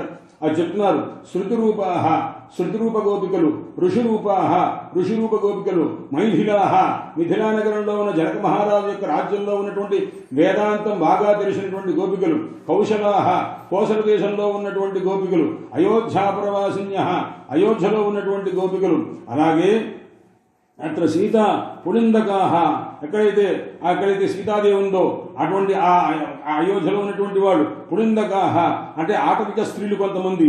యాసాం మయా వ్రవదత్తో పూర్వే యుగే యుగే. నాయనా బ్రహ్మదేవ, నేను ఎవరెవరికైతే పూర్వయుగంలో ఒక్కొక్కరికి ఒక్కొక్కరికిగా నేను వాళ్ళకి వరం ఇచ్చా, ఆ వరాన్ని బట్టి వీళ్ళంతా గోపికలుగా తయారవుతున్నారు, అంతకంటే ఏమి లేదు సుమా అని అన్నారన్నమాట. అందుచేత బ్రహ్మదేవుడు ఆ మాట అనగానే అన్నారు, అయ్యా మీరు ఏ రకంగా వీళ్ళు నందగోకులంలో ఆ రకంగా స్త్రీల వారిని కోరుకున్నారు, ఎందుకు కోరుకున్నారు ఆ విషయాన్ని చెప్పలు. ఏ పుణ్యం చేసుకున్నారు వాళ్ళు, ఏ వరం పుణ్యం చేసుకుంటే కదా మీరు వరం ఇచ్చేది, ఏం పుణ్యం చేసుకున్నారు వారికి ఆ వరం ఇవ్వటానికి? దుర్లభమైనటువంటిది కదా మీ దర్శనము, అలాంటిది మీతో కలిసి ఉండేటటువంటి ఒక అదృష్టాన్ని వాళ్ళు కల్పించారు అంటే దానికి కారణం ఏమేమిటిందో నాకు చెప్పవలసింది స్వామి అని ప్రార్థన చేశారు బ్రహ్మదేవుడు. అప్పుడు పరమాత్మ చెప్తున్నారు, నాయన శ్వేతద్వీపేజ భూమానం సత్య విష్ణుపరం. ఒకనప్పుడు శ్వేతద్వీపవాసి అయినటువంటి ఆ సహస్రాక్షుడైనటువంటి శ్రీ మహావిష్ణువుని ఉద్దేశించి ఆ పురుష సూక్త విధానంగా అనేక రకములుగా వేదాలన్నీ కూడా శృతులు, ఆ శృతి అనేసరికి జెండర్ ఏమిటంటే స్త్రీలింగ శబ్దం అనమాట. వాళ్ళని శృతులు అంటే దేవతలు అనమాట. ఆ స్త్రీ రూపమైనటువంటి స్వరూపంతో మహావిష్ణువుని స్తోత్రం చేస్తున్నట. స్తోత్రం చేస్తుంటే మహావిష్ణువు అనుగ్రహించారట. వాంగ్మనో గోచరాతీతం తతో నజ్ఞాయతేదుతది. స్వామి, మిమ్మల్ని మామూలుగా వేదాలతోటి అంటే శృతి రూపంగా మేము వేద రూపంగా మిమ్మల్ని స్తోత్రం చేస్తున్నాము, కానీ వాక్కులకు కానీ మా ఆలోచనకు కానీ అతీతమైనటువంటి స్వరూపంగా ఉన్నటువంటి ఆ తత్వాన్ని మేము తెలుసుకోలేకపోతున్నాం. ఆనందమాత్రమైనటువంటి స్వరూపాన్ని మేము తెలుసుకోవాలి, ఒక దివ్యమైన రూపాన్ని తెలుసుకోవాలని మేము కోరుకుంటున్నాం స్వామి. అందుచేత మాకు దర్శనం ఇవ్వవలసింది అని ఆ నిర్గుణమైన పరబ్రహ్మను ధ్యానం చేస్తున్నటువంటి స్తోత్రం చేస్తున్న శృతులన్నీ సగుణ సాకారమైన రూపాన్ని కోరుకున్నారన్నమాట. అప్పుడు వెంటనే ఆ మాట అనేసరికి శృతుల మీద అనుగ్రహం కలిగిన వారి శ్రీ మహావిష్ణువు తనదైన దివ్యమైనటువంటి రూపాన్ని ఆయన అనుగ్రహించారట. చెప్పి అప్పుడు అన్నారు, అత్ర ఆనంద వనన్నామ. ఇప్పుడైతే బృందావనం అనేటువంటి దివ్యమైనటువంటి వనం ఉంటుంది, ఆ వనంలో అనేక రకమైనటువంటి కామధేనువులు ఉంటవి, ఆ కల్పవృక్షములు ఉంటవి. అలాంటి ప్రదేశంలో ఎక్కడైతే గోవర్ధన పర్వతం ఉంటుందో, అలా యమునా నది ఉంటుందో, అలాంటి రత్నమయమైనటువంటి దివ్యమైనటువంటి భూప్రదేశంలో ఆ దివ్యమైనటువంటి గోలోకంలో నేను ఉంటాను, ఆ రకంగా అవతరిస్తానని చెప్పి పరమాత్మ దర్శనమిచ్చారు. అప్పుడు ఆ శృతులు ఆ పరమాత్మ యొక్క దివ్యమైనటువంటి రూపాన్ని చూచి, ఆ గోలోకంలో ఉన్నటువంటి ఆ పరమాత్మ యొక్క దివ్య ఆనంద రూపాన్ని చూచి ఆశ్చర్యపడి కందర్పకోటి లావణ్యే త్వయి దృష్టే మనాంసిన. ఆ చూచారు పరమాత్మ ఎప్పుడైతే తన దివ్యమంగళ విగ్రహాన్ని నిరాకారమైన, నిరంజనమైన, నిర్లిప్తమైన, నిర్గుణమైనటువంటి పరమాత్మ యొక్క రూపాన్ని తెలుసుకోలేక, స్వామి మిమ్మల్ని వర్ణిస్తున్నాం కానీ మీ యొక్క ఆనంద స్వరూపాన్ని, మీ దివ్య రూపాన్ని గ్రహించలేకపోతున్నాం అంటే, ఒక్కసారి పరమాత్మ తన యొక్క దివ్యమైనటువంటి రూపాన్ని చక్షురింద్రియముల చేత చూడదగినటువంటి ఒక రూపాన్ని దర్శనం ఇచ్చేసరికి ఆ శృతులన్నీ కూడాను మనస్సు తన చెదిరిపోయి, స్వామి మీ యందు మాకు మనస్సు లగ్నమైనది, మిమ్మల్ని పొందాలనేటువంటి కామినీ భావం, మీ యందు ప్రేమ పొంది మిమ్మల్ని భర్తగా మిమ్మల్ని పొందాలనేటువంటి ఒక రకమైనటువంటి కోరిక కలిగింది, మమ్మల్ని అనుగ్రహించవలసింది అని చికీర్షాదినస్తథ కోరిక కలిగింది స్వామి మీ మీద మాకు అనేసరికి అప్పుడు ఆ ఆ శ్వేతద్వీప నివాసి అయినటువంటి శ్రీ మహావిష్ణువు అన్నారు, దుర్లభో దుర్ఘటశ్చైవ యుష్మాకంతు మనోరథ. అమ్మాయి మీ అమ్మ మీ యొక్క కోరిక చాలా దుర్లభమైనటువంటిది, అంటే పొందుటకు శక్యం కానివి, దుర్ఘటము, ఇప్పుడు సమకూరేటువంటి అవకాశం లేనే లేదు. అందుచేత అయినప్పటికీ కూడా మీ యొక్క కోరికను నేను తీర్చేటువంటి ఒక సందర్భం వస్తుంది. రాబోయేటటువంటి ఆ బ్రహ్మకల్పంలో ఎప్పుడైతే నేను బ్రహ్మదేవుడు మళ్ళా సృష్టి చేస్తాడో, ఆ సృష్టి చేసేటప్పుడు సారస్వత కల్పం అని చెప్పి ఒక కల్పం ఉంటుంది. అది దాటిన తర్వాత నేను కృష్ణ పరమాత్మగా ఎప్పుడైతే అవతరిస్తానో అప్పుడు భారత క్షేత్రంలో, మధురా మండలంలో, బృందావనంలో నేను అవతరించి అప్పుడు దివ్యమైన ఒక రాసమండలం జరుగుతుంది. ఆ రాసమండలంలో మీరందరూ కూడాను జారధర్మంతో ఉన్నటువంటి నాయందు ప్రేమ కలిగినటువంటి వారి ఆ దివ్యానందాన్ని మీరు అనుభవిస్తారు అన్నారు. ఎంతకాలం అనుభవిస్తామండి అన్నారు. ఎంతకాలం అంటే మీకు తృప్తి కలిగేంతకాలం అనుభవిస్తారని అనమాట. అందుకోసం పరమాత్మ ఇంతకీ రాసకరుడు ఎంత చేశారన్నాడు. ఒక రాత్రి సమయంలో కొద్దిసేపు చూపించారన్నమాట. ఆ రాత్రి ఏ రాత్రి అన్నారు, మానవుల రాత్రి అయిన 12 గంటలు కాదు ఇది, అది బ్రహ్మరాత్ర ఉపావృత్తే. శ్రీమద్భాగవతంలో చెప్తారు, బ్రహ్మదేవుని యొక్క రాత్రి గడవగా అన్నారు. బ్రహ్మదేవుని రాత్రి అంటే ఎంత అన్నారు, 14 మన్వంతరములు గడిస్తే ఒక గంట. అలాంటి గంటలు 14 మన్వంతరములు, 14 గంటలు అయితే ఒక రాత్రి అన్నమాట. ఆ రాత్రి గడిచింది అంటే ఒక మన్వంతరం అంటే ఎంత అన్నారు, అంటే 14 మంత్రం. ఇంద్రుని యొక్క ఎంతమంది ఇంద్రులు వెళ్ళిపోతే ఒక మన్వంతరం అవుతుంది. అందుకోసమని ఇంతమంది ఇంద్రులు వెళ్ళిన తర్వాత ఆ 14 మన్వంతరం, అలాంటి మన్వంతరం ఒక్కొక్కటి జరిగితే 72 యుగములు గడిస్తే ఒక మన్వంతరం కింద లెక్క. 72 యుగములు అంటే చతుర్యుగముల యొక్క ఆవృత్తి. 4 యుగములు కలిసి 72 యుగములు మహాయుగములు అయితే అవన్నీ గడిస్తే ఒక కల్పం అవుతుంది. ఆ ఒక కల్పం అంతా కలిపి మొత్తం ఒక మన్వంతరం అయితే ఆ మన్వంతరం ఒక గంట. అలాంటి గంటలు 14 గంటలు అన్నమాట. అయిపోయి ఇంతకాలం పాటు శ్రీకృష్ణ పరమాత్మ రాసక్రీడ జరిపారు అని ఉన్నది శ్రీమద్ భాగవతంలో స్వచ్ఛంగా ఉన్నదన్నమాట. అందుచేత అలాంటి కాలం ఇస్తాను. ఎంతకాలం ఇస్తారయ్యా అంటే ఇంతమందికి కూడా అంత కాలం ఆనందాన్ని అనుభవింపజేసినటువంటి స్థితి కలుగజేశారు. బ్రహ్మరాత్ర ఉపావృత్తి అంటే బ్రహ్మదేవుని కాలమానం ప్రకారం అతనికి రాత్రి గడువగా అనమాట. అందుచేత అందుకోసం ఒక మహాభావుడు భాగవత వ్యాఖ్యానం రాస్తూ ఒకసారి టిక్ అని అందనుకోండి, అంటే ఒక సెకండ్ కొట్టిందనుకోండి, ఎన్ని లక్షల సంవత్సరాలు వెళ్ళిందో అసలు మీకు తెలుస్తుందా? బ్రహ్మదేవుని యొక్క గడియారం వేరే, మన గడియారం వేరే. మన 12 గంటల గడియారం, ఆయన 14 గంటల గడియారం. ఎందుకంటే 14 మన్వంతరంలో అయితే ఆయనకు ఒక గంట. అలాంటి గంటలు అన్నీ 28 గంటలు లెక్క అనమాట ఆయనకి అనమాట. అన్న అయితే కానీ ఒక పగలు, అలా ఇప్పుడు ఒక పగలు అయిపోయి ఒక రాత్రి, అలా పగలు రాత్రి గడిచి ఇప్పుడు 50 సంవత్సరాలు ఫస్ట్ 50 అంటుంటారే, ఆ 50 సంవత్సరాలు దాటి పూర్వ పరార్థం అయిపోయింది, ఉత్తర పదార్థం అనమాట అని అంటుంటారుగా. ఇప్పుడు ఎలా ఉంది, బ్రహ్మణ ద్వితీయ పరార్థే. బ్రహ్మ యొక్క ద్వితీయ పరార్థం అంటే ముందు పరార్థం అయిపోయింది, అంటే మొదటి 50 సంవత్సరాలు గడిచిపోయింది. ఈ 60లోనో 70లోనో ఎక్కడో ఉన్నారు బ్రహ్మదేవుడు అనమాట. ఇదంతా అయిన తర్వాత ఒక మహాప్రళయం వస్తుంది. మళ్ళా ప్రళయం వచ్చిన తర్వాత మళ్ళా సృష్టి వ్యవహారం అంతా జరుగుతుందన్నమాట. ఇదంతా జరగాలి. అందువల్ల కాలం ఎంత ఆశ్చర్యకరమైనదంటే నాయన, అది అప్పడం ముక్క యోగ వాసిష్టంలో చెప్తారు. అప్పడం ముక్క నోట్లో వేసుకున్నా, ఒడియ ముక్క నోట్లో వేసినా కరకర శబ్దం అవుతుందన్నమాట. కానీ ఇంత కాలం గడిచిపోతుందే, లక్షల సంవత్సరాలు గడిచిపోతున్నవి, గంటలు గడిచిపోతున్నాయి, మనకు తెలుస్తూ గంటలు గడిచిపోయినవి, రోజులు గడిచిపోయినవి, సంవత్సరాలు గడిచిపోయినవి, ఒక్క శబ్దం అవుతుంది అన్నాడు. ఏమీ శబ్దం కాదనమాట. అందుకయ్యా అంటే నాయన నువ్వు ఎంత వ్యర్థం చేస్తున్నావో ఒక రోజు తెలుస్తుందిరా, అప్పుడే హాహాకారం పెట్టుకునే రోజు వస్తుందిరా అబ్బాయి. కాబట్టి కాలో దంట మాదాయ శిరక్కుంటది కష్టకు కాలస్య బలమేతావద్ విపరీతార్థ దర్శనం. కాలం ఎప్పుడూ కూడాను వృధా చేసిన వాడికి దగ్గరికి వచ్చేవరే నువ్వు కాలం అంతా వృధా చేసేవని కర్ర పెట్టి నెత్తి మీద కొట్టదు. కాలం ఏం చేస్తుంది అంటే తెలుసుకోవలసిన రోజుల్లో చెయ్యవలసిన పని చెయ్యలేకపోతే అప్పుడు చెయ్యాలనుకున్నటువంటి కాంక్ష కలిగిన రోజుల్లో నీకు అర్థం కాకుండా చేస్తుంది. దాని లక్షణం ఏంటన్నమాట, కాలస్య బలమేతావత్. కాలం తాలకు బలం ఏంటంటే విపరీతార్థ దర్శనం. తెలుసుకోవలసిన రోజున చెయ్యవలసిన రోజున చెయ్యకపోతే అది విపరీతమైనటువంటి స్థితి కలుగజేస్తున్నమాట. తెలుసుకోవలసిన 60 ఏళ్ళు 70 ఏళ్ళు వచ్చిన తర్వాత నేర్చుకుంటానండి అని అంటే అప్పుడు ఏమవుతుంది, ఈ బుద్ధిశక్తికి అలవడుతుంది, అది అలవడనివ్వదు అనమాట. ఎందుకంటే కాలం తాలూకు బలం అనమాట. నువ్వు నన్ను వ్యర్థం చేశావు, నేను నీకు ఎందుకు సార్థకంగా ఉండాలి, నీ మీద ఎందుకు ఉండాలి? కాబట్టి ఆ రకమైనటువంటి స్థితిని పొందవలసిన, ఎప్పుడు చదువుకోవాలనో, ఎప్పుడు జ్ఞానం పొందాలనో. అందుకోసం ప్రహ్లాదుడు చెప్పినట్టుగా మహానుభావుడు ప్రహ్లాదుడు వారు చెప్పారు, నాయన కౌమార ఆచరయత్ ప్రాజ్ఞ ధర్మాన్ భాగవతాని. ఆయన చిన్నప్పటి నుంచే కొద్దిగా భగవద్ ధర్మము, భక్తి ఇదంతా అలవాటు చేసుకోవాలి. నాయన నీ ఇష్టం వచ్చిన సమయంలో నేను చేసుకుంటానంటే కుదిరేది కాదు.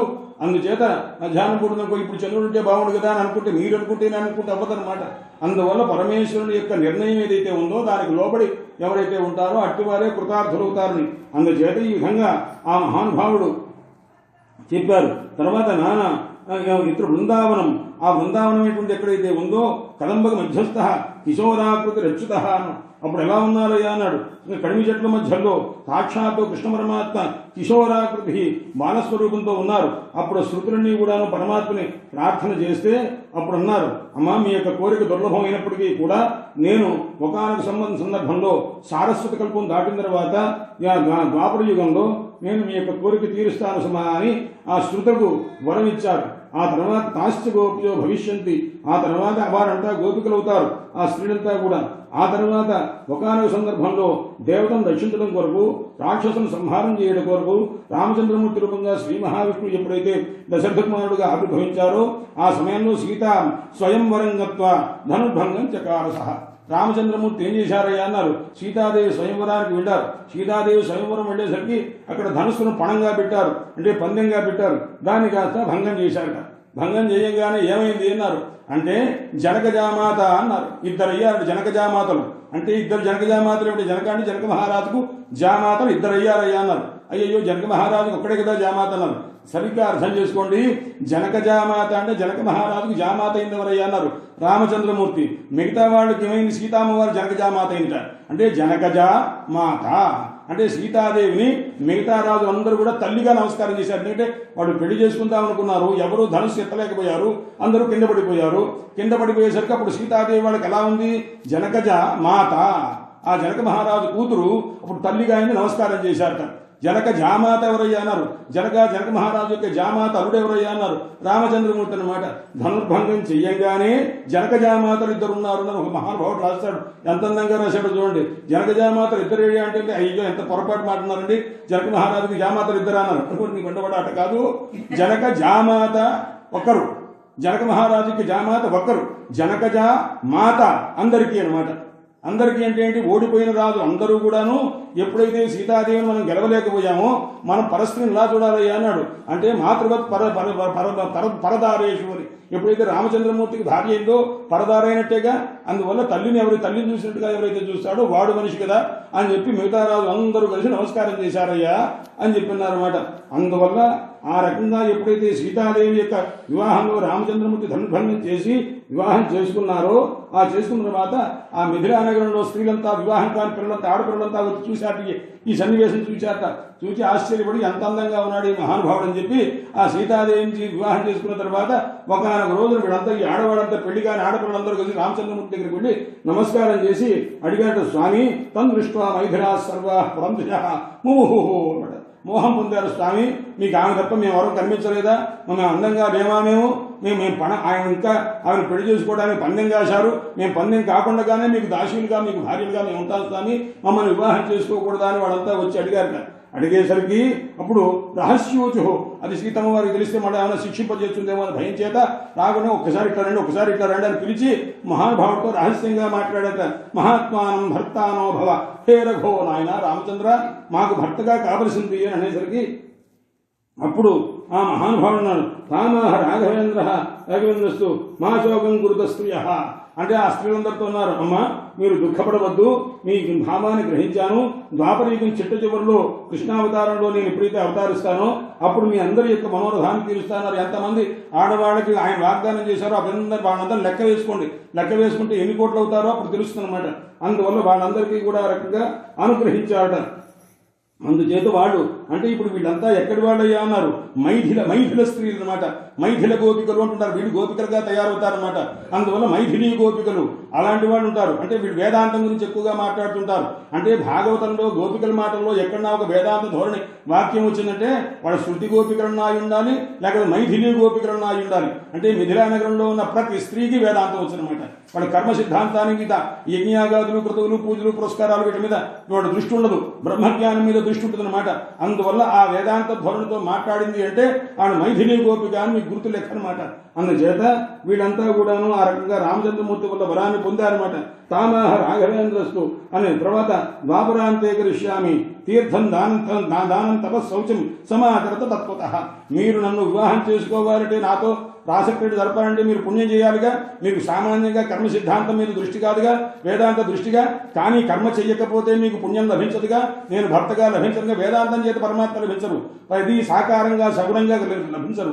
అందువల్ల మీరు ఏం చేస్తారంటే ఈ లోపల అంటే ఏమిటి, మళ్ళా ద్వాపర యుగం వచ్చి ఈ సారస్వత కల్పం వెళ్ళిపోయిన తర్వాత మళ్ళా కృష్ణ పరమాత్మ వచ్చేదాకా, అంటే నేను వచ్చేదాకా మీరు ఏం చేస్తారంటే తీర్థయాత్రలు చేస్తుండండి, దానం చేస్తుండండి, తపస్సు చేస్తుండండి, మీకు ఆ పూర్వస్మృతి ఉండేట్టు నేను అనుగ్రహిస్తానని చెప్పి వాడిని అనుగ్రహించారు. అందువల్ల వాడికి అప్పటి నుంచి ఇప్పటిదాకా రాముడి కృష్ణ పరమాత్మతో రాసక్రీడ జరిపే వరకు కూడా వాడికి పూర్వజన్మ స్మృతి ఉండేట్టు కృష్ణ పరమాత్మ కోసమే వాడు జీవిస్తున్నట్టుగా అనుగ్రహించి వాడికి ఆ సంస్కారాన్ని ఇచ్చారు పరమాత్మ అని అన్నారన్నమాట. ఆ తర్వాత ఇది తాభ్యాం వరం, ఆ రకంగా వరం ఇచ్చారన్నమాట అని చెప్పి అన్నారు. తర్వాత శ్రద్ధయా పరయాభక్తి అని రకంగా ఈ తాభ్యాం వరం దత్వ సరికి ఆ మహానుభావుడు ఎలా ఉన్నారయ్యా, తేజస జితభార్గవ పరశురాముల వారిని జయించారు. అక్కడి నుంచి వెళుతున్నారు కోసల దేశానికి. మార్గంలో కోసల దేశపు స్త్రీలంతా వచ్చారు. రామచంద్రమూర్తి అక్కడ సీతామ్మవారిని వివాహం చేసుకుని వచ్చారు అని చెప్పి అక్కడ ఆడవాళ్ళందరికీ కూడా వరం కూడా ఇచ్చారని చెప్పి, మనమేం తక్కువ తిన్నామా, మనం కూడా పోయి అడుగుదామని చెప్పి ఆ కోసల దేశంలో ఉన్నటువంటి ఆడవాళ్ళందరూ కూడాను అతి సుందరం మనసా వగ్రిరే తంవై పదిం కందర్ప మోహనం, మన్మధుడు కాస్త మోహితుడైపోయాడనమాట. నేను కూడా ఒక ఆడదానై ఉంటే ఈయన పెళ్లి చేసుకుంటారు కదా, ఇంతమందికి వరాలు ఇస్తున్నాడు మహానుభావుడు, ఏదో ఒక రోజున నాకు కూడా వరం ఇవ్వకపోతాడా స్త్రీగా అని అనమాట. అందుచేత అలా అనుకొని ఆయన ఉంటూ ఉంటే మనసాపి వరం రామో దదౌతాభ్యో అశేషవితు, వాళ్ళ కోసల దేశపు స్త్రీలు వచ్చి స్వామి మీరు నాకు భర్తగా కావాలని అడగలేకపోయారు. ఎందుకంటే ఆ కోసల దేశపు రాజు కాబట్టి ఈ మహానుభావుడు. అందుచేత వాడు అడగలేకపోతే వాళ్ళ మానసికంగా వాళ్ళకున్నటువంటి కోరికను ఆయన గ్రహించి మనస్సు చేత కోరుకున్న వాడికి మనస్సు చేతనే వరం ఇచ్చాడు మహానుభావుడు ఆ రామచంద్రమూర్తి.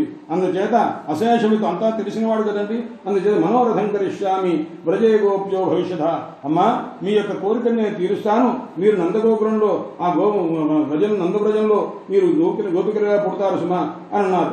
ఆగతం సీతయాథార్థం సైనికై సహితం రఘుం.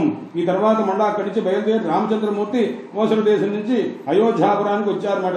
వచ్చేసరికి సైనికులతో పరివారంతో కలిసి వచ్చేసరికి అయోధ్యాపురవాసులైనటువంటి స్త్రీలంతా కూడా చూచి అరే ఎక్కడో ఉన్నటువంటి మిథిలానగరంలో ఉన్నటువంటి ఆ సీతమ్మ తల్లి ఆ రామచంద్రమూర్తి యొక్క దివ్యమైన రూపాన్ని చూచి ఇంత ఆనందపడి ఆయన వివాహం చేసుకోవడానికి ఇష్టపడితే, ఇదే అయోధ్యలో పుట్టిన రామచంద్రమూర్తి మనం కోరి మనం చేసుకోకుండా ఉంటే ఎలాగా, మనం అడగలేదు ఇప్పుడు దాకా, మనంతా తెలివి తక్కువ వాడమని చెప్పి వాళ్ళంతా కలిసి ధైర్యం తెచ్చుకొని అయోధ్యాపురవాసిన్యః శ్రుత్వా ద్రష్టుం సమాయైః రామచంద్రమూర్తిని సీతమ్మ తల్లిని చూడటానికి వచ్చారు.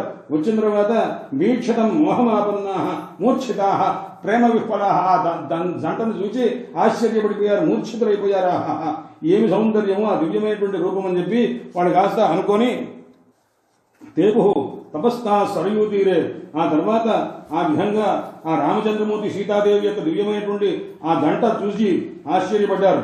మనం కూడా రామచంద్రమూర్తిని పొందాలంటే తపస్సు చేస్తే కానీ లాభం లేదని చెప్పి వాడు తమసా నదీ తీరం దగ్గర ఆ దివ్యమైనటువంటి సరయూ నదీ తీరం దగ్గర కూర్చొని వాడు తపస్సు చేయడం మొదలుపెట్టాడ. ధృతమృతాః ఆకాశవాక్, ఎందుకమ్మా తపస్సు చేస్తున్నారంటే ఎవరు వాడి సమాధానం చెప్పట్లేదు. ఇంత లోపల అశరీర వాక్, వీడు ఏ సంకల్పంతో తపస్సు చేస్తున్నారో ఈ ఆడపిల్లలందరూ వీళ్ళ యొక్క తపస్సు చూసి ఒక అశరీరమైన వాక్కు ఒకటి ఆవిర్భవించింది. ఏమని, అమ్మ దాపరా అంతే మనోరథ, మీ యొక్క కోరికంతా అమ్మ మీకు ద్వాపరయుగం యొక్క చివరిలో మీకు మీ కోరిక తీరుతుంది సుమా, భవిష్యత్ అసందేహ అని ఇది ఇక్కడ అది మీకు ఖచ్చితంగా జరిగి తీరుతుంది. అది ఇక్కడ కాదు, మీకు సాక్షాత్తు యమునా నదీ తీరంలో మీ కోరిక తీరుతుందమ్మా అని చెప్పి ఈ మాట అన్నారు. ఆ రకంగా పితృవాక్యాద్యత రామ, ఈ విధంగా వాళ్ళందరూ కూడా గోపికలయ్యారు. అంటే తర్వాత గోపికలు అవడానికి కారణాలు ఇవన్నీ. వీళ్ళందరూ ఎవరయ్యా అన్నారు, అయోధ్య గోపికలు, కోసల గోపికలు, ఆ తర్వాత మైథిలి గోపికలు, ఇన్ని రకాల గోపికలు ఉన్నారు. ఇవి లెక్క పెట్టుకుంటే మనకు ఎంత అవుతుందో చూడండి. పితృవాక్యాద్యత రామో కోదండాక్షం వనంగత దండకాక్షం వనంగత. రామచంద్రమూర్తి అరణ్యవాసానికి వెళ్ళారు. వెళ్ళేసరికి అందులో దండకారణ్యానికి వెళ్ళారు. వెళ్ళేసి చచార సీతయా సాధం లక్ష్మణేన ధనుష్మత. రామచంద్రమూర్తి సీతాదేవితోటి లక్ష్మణస్వామితోటి కలిసి వాడు బయలుదేరి వెళ్ళారు. గోపాలోపాసక సర్వే దండకారణ్యవాసిన. అక్కడ ఉన్నటువంటి ఆ దండకారణ్యంలో ఉన్న ఋషులంతా ఎవరయ్యా అన్నారు, గోపాలోపాసక, గోపాలుడైన కృష్ణ పరమాత్మ యొక్క ఉపాసన చేసేవాళ్ళు దండకారణ్యంలో మునులు వాడు ఎక్కువ మంది ఉన్నారట.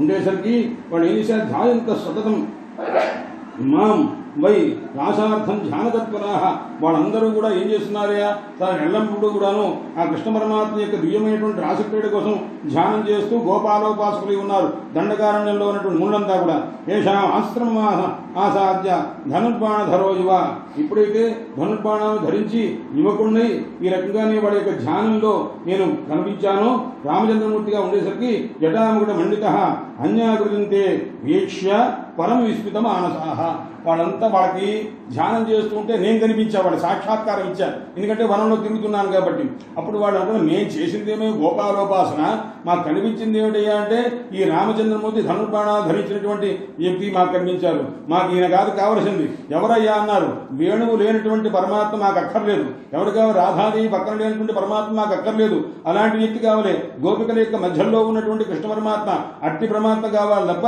ఈ ధనుర్బాణాలు ధరించి భయంకరమైన ఆయుధాలు ధరించినటువంటి ఆయన మాకు అక్కర్లేదన్న అన్నారన్నమాట శంకర భగవత్పాదులు వారు రాస్తారు రామచంద్రమూర్తి అసీత సమేతైరకోదండ భూషై అలంకేశకాలై అసుగ్రీవ మిత్రై అలక్ష్మణానుజై హరామాభిధేయైరం దైవతైర్న అన్నమాట ఆయన మీకేం కావాలయ్యా అని రామచంద్రమూర్తి విషయంలో చెప్తున్నారు ఎవరు ఆదిశంకరుల వారు నాయన అసీతా సమేతై సీతాదేవితో కూడుకున్నటువంటి దేవతతో మా దేవునితో మాకు పనిలేదయ్యా అన్నారు అసీతా సమేతై అకోదండ భూషై కోదండాయుధం లేనటువంటి దేవునితో మాకు పనిలేదయ్యా అన్నారు అలంకేశ కాలై రావణాసునికి యమధర్మరాజులాగా దర్శనమిచ్చినటువంటి మహానుభావుడు ఉన్నాడో ఆయన తప్ప వేరే వారితో మాకు పనిలేదయ్యా అన్నారు అసుగ్రీవ మిత్రై సుగ్రీవునికి స్నేహితుడు కానంటి ఆయనతో మాకు పనిలేదయ్యా అన్నారు అలాగే అలక్ష్మణానుజై లక్ష్మణస్వామి అనుజుడుగా లేనటువంటి దేవునితో మాకు పనిలేదయ్యా అన్నారు అలా అరామాభిధేయై అనందైవతైర్న ఆ మహానుభావుడు ఎవరై ఉండాలి రామ అనే పేరు కలిగిన వాడే ఉండాలి ఆయనతో తప్ప మాకు వేరే పని లేదన్నారు అదే కృష్ణ భక్తులు ఏమన్నారయ్యా అన్నారు నాయన మాకు ధనుర్ధారి అయినటువంటి వారితో పనిలేదు ఆ రకంగా సీతాదేవితో కూడుకున్న వారితో పనిలేదు తమ్ముడితో కూడుకున్న వారితో పనిలేదు మాకు ఎవరు కావాలన్నారు వేణుధారి అయినటువంటి మహానుభావుడు రాధాసమేతుడైన కృష్ణ పరమాత్మ గోపికలతో వృషత్రూపమైనటువంటి గోపికలతో కూడుకున్న ఆ పరమాత్మే మాకు కావాలయ్యా అన్నటువంటి మహానుభావుడు అనమాట అలాంటి ఆయన మేము ఉపాసన చేస్తూ ఉంటే మాకు ఏం దర్శనం ఇచ్చారు ఏమిటయ్యా అని ఆ గోపాలోపాసకులైనటువంటి వాడు దండకారణ్య మురుడంతా కూడాను అనుకుంటూ ఆశ్చర్యపడ్డారట ఆశ్చర్యపడితే ఏషాం ఆశ్రమం ఆసాధ్య ధనుర్బాణధరోయవ ఆ గోపాలోపాసకులైనటువంటి మునుల యొక్క ఆశ్రమానికి వెళ్ళినటువంటి రామచంద్రమూర్తిని చూచి వాళ్ళు ఆశ్చర్యపడి ధ్యానాదిత్యాయ అరే మనం చేసినటువంటి ధ్యానం ఒకరిది మనకు ఇచ్చిన ప్రత్యక్షం ఇంకొకరిది అని చెప్పి చూచాట చూడంగానే ఆ దివ్యమైనటువంటి కృష్ణ పరమాత్మ యొక్క విగ్రహాన్ని చూచి కోటి సంకందర్ప సుందరమైనటువంటి ఆ రామచంద్రమూర్తి యొక్క స్వరూపాన్ని చూచారు ఉచ్చై తే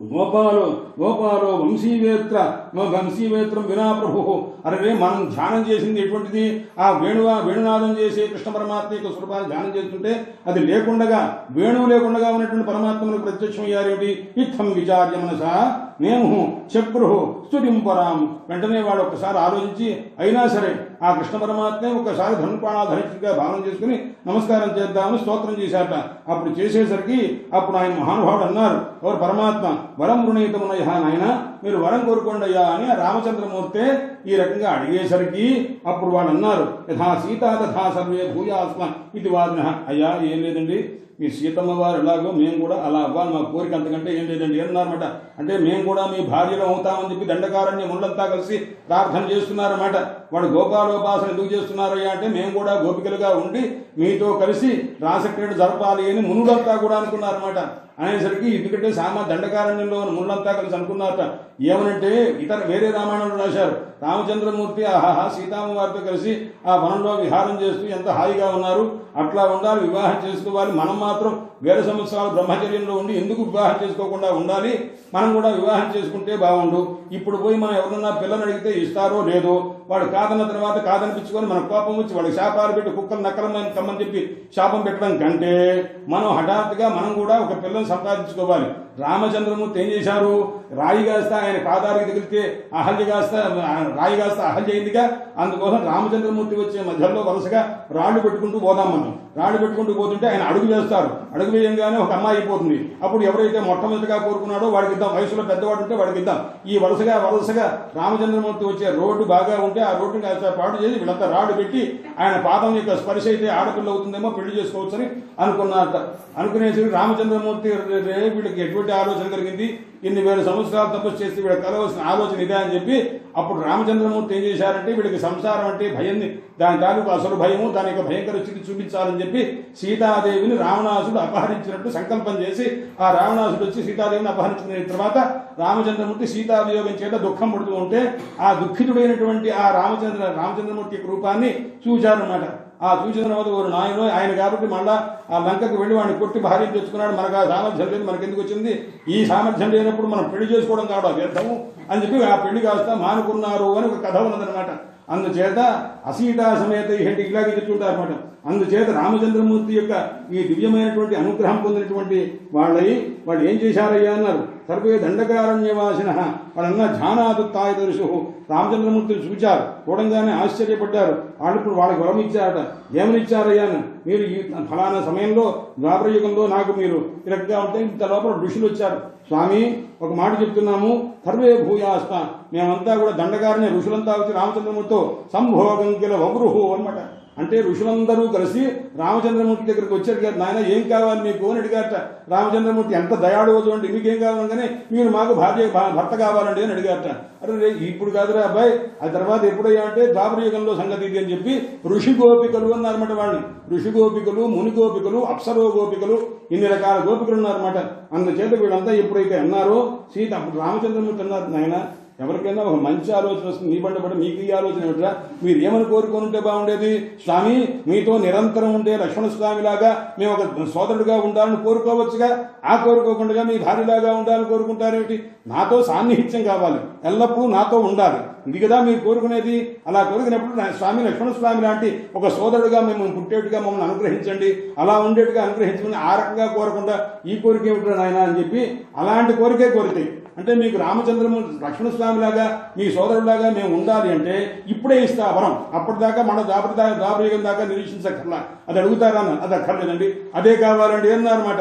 అదే కావాలంటే అప్పటిదాకా ఆగండి అని అన్నారు ఆ స్వామివారు అనమాట.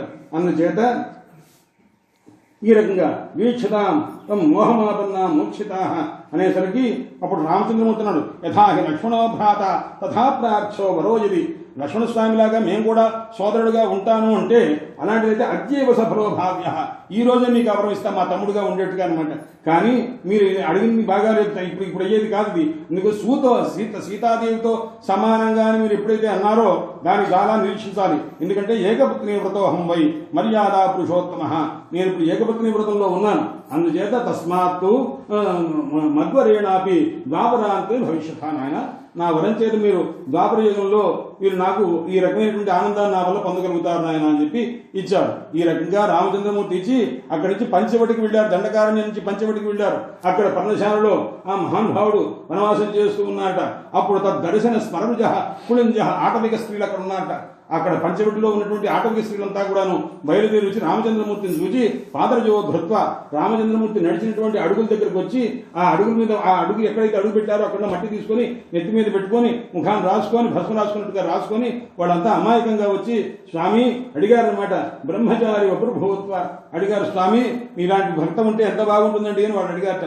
రామచంద్రమూర్తి ఏం చేశారంటే గృహస్థ రూపంగా దర్శనం ఇవ్వకుండా బ్రహ్మచారిగా ఒక వేషం వేసుకుని వచ్చి ఆయన మహానుభావుడు, ఎందుకంటే గృహస్థయి ఉండి ఒక పరస్త్రీలతో మాట్లాడకూడదు, రామచంద్రమూర్తి మాట్లాడలేదు, అలాగా అటువంటి అవసరమే కలగలేదు. ఒక తల్లులతో తప్ప ఎవరితో ఒక పరిచారిక స్త్రీతో కానీ మాట్లాడేటువంటి సన్నివేశం మీరు శ్రీమద్ రామాయణంలో ఎక్కడ చూపించే అవకాశమే లేదు.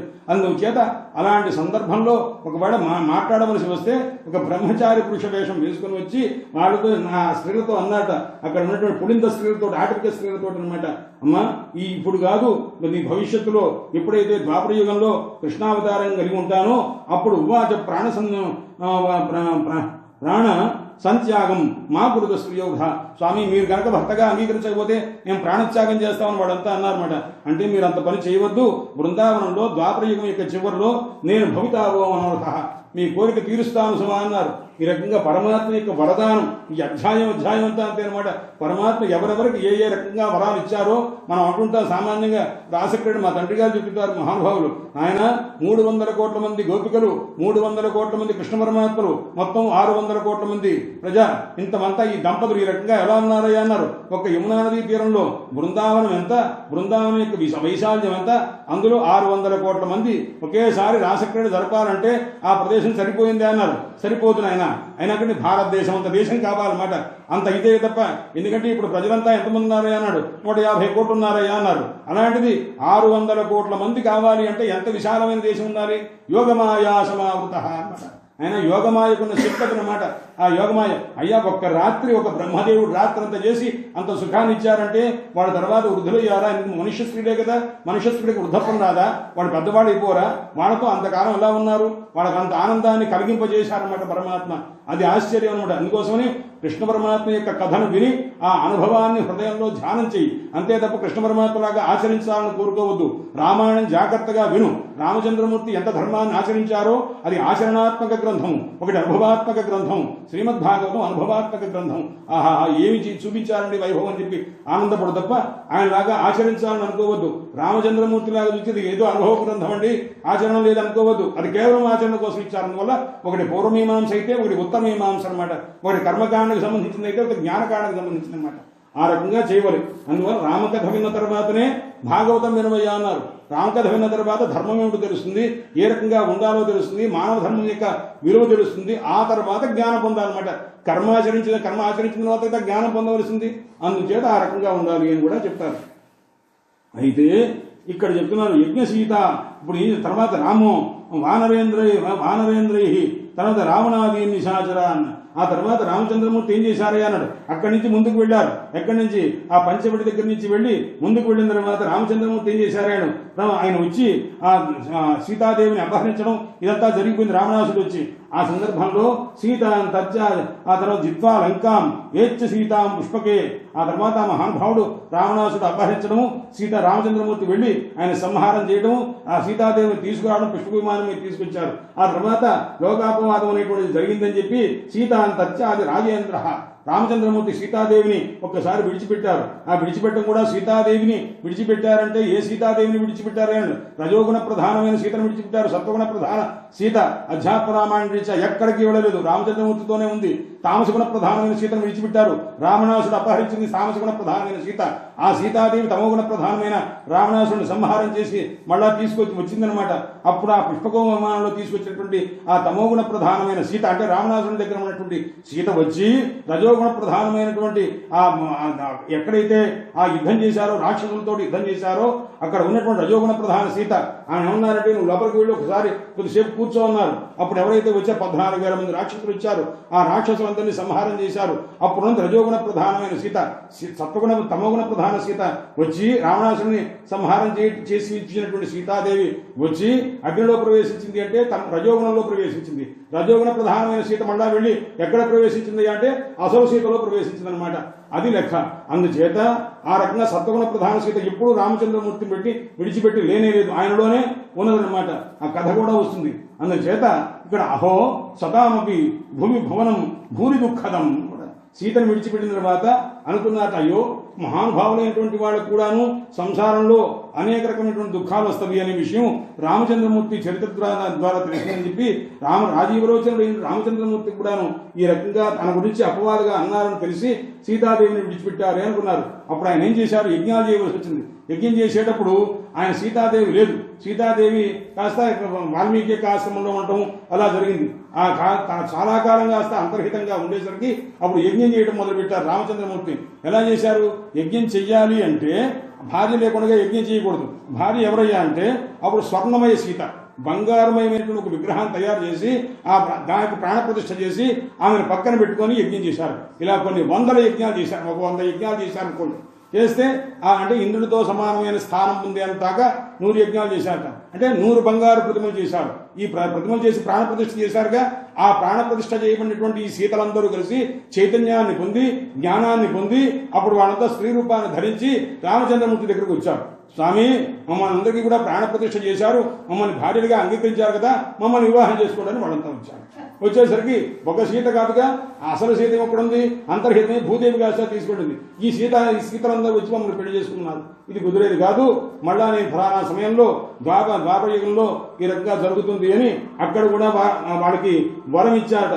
ఈ విధంగా సమీచీనం వజస్సత్యం యుష్మాభి గదితంచమే, మీరన్నమాట నిజమే, కాబట్టి మీరు నాకు భార్యలే. వాళ్ళన్నా ధర్మశాస్త్రం చెప్పారు, మీరు ప్రాణప్రతిష్ఠ చేశారా, మమ్మల్ని పక్కన పెట్టుకున్నారా? ప్రాణప్రతిష్ఠ చేసిన తర్వాత పక్కన పెట్టుకున్నారు, మీ భార్యనేగా, మా పేరు సీతనేగా మీరు అన్నది, సీతా ప్రతినిధి అన్నారుగా, సీతమేగా మేము, కాబట్టి సీతను పరిత్యాగం చేస్తారా స్వామి? ఒక సీతను పరిత్యాగం చేసినందుకే బాధపడుతున్నారు. ఇప్పుడు 100 మందిని విడిచిపెట్టి 100 మంది సీతను పరిత్యాగం చేసిన దుఃఖం అనంతమైపోతుంది, కాబట్టి మమ్మల్ని వివాహం చేసుకోవాల్సింది అన్నారు. వాళ్ళతో మాట్లాడటం మొదలు పెడితే వాళ్ళతో ధర్మశాస్త్రం సాధ్యమైన రామచంద్రమూర్తి ఒప్పేసుకున్నారు, మీరన్న మాట నిజమే. సమీచీనం వజస్సత్యం విష్ణాభిర్గలితంచమే, కాబట్టి మీరు చెప్పిన మాట సత్యమే. అయినప్పటికీ ఏకపత్ని వ్రతోహం అహం హి రాజర్షి సీతయా ఏకజా, మీరు స్వర్ణ సీత అంటారు, మిమ్మల్ని సీత అన్నారు, ఆమెను సీత అంటారు. అందువల్ల నేను సీతను వివాహం చేసుకున్నాను తప్ప స్వర్ణ సీతను ప్రతినిధిగా పెట్టుకున్నాను తప్ప ప్రధానంగా పెట్టుకోలేదు. కాబట్టి నేను మీ అందరితో కూడా ఇప్పుడు చైతన్యం కలిగి ఒక స్వరూపాన్ని ధరించి వచ్చినంత మాత్రం చేత మిమ్మల్ని మీతో కలిసి ఉండేటువంటి అవకాశం లేదమ్మా, మీకు అటువంటి అవకాశం ఇస్తున్నాను ద్వాపర యుగంలో అని చెప్పి ఆ మహానుభావులు చెప్పారన్నమాట. ఈ విధంగా రామచంద్రమూర్తి వారందరికీ కూడా వరమిచ్చారు.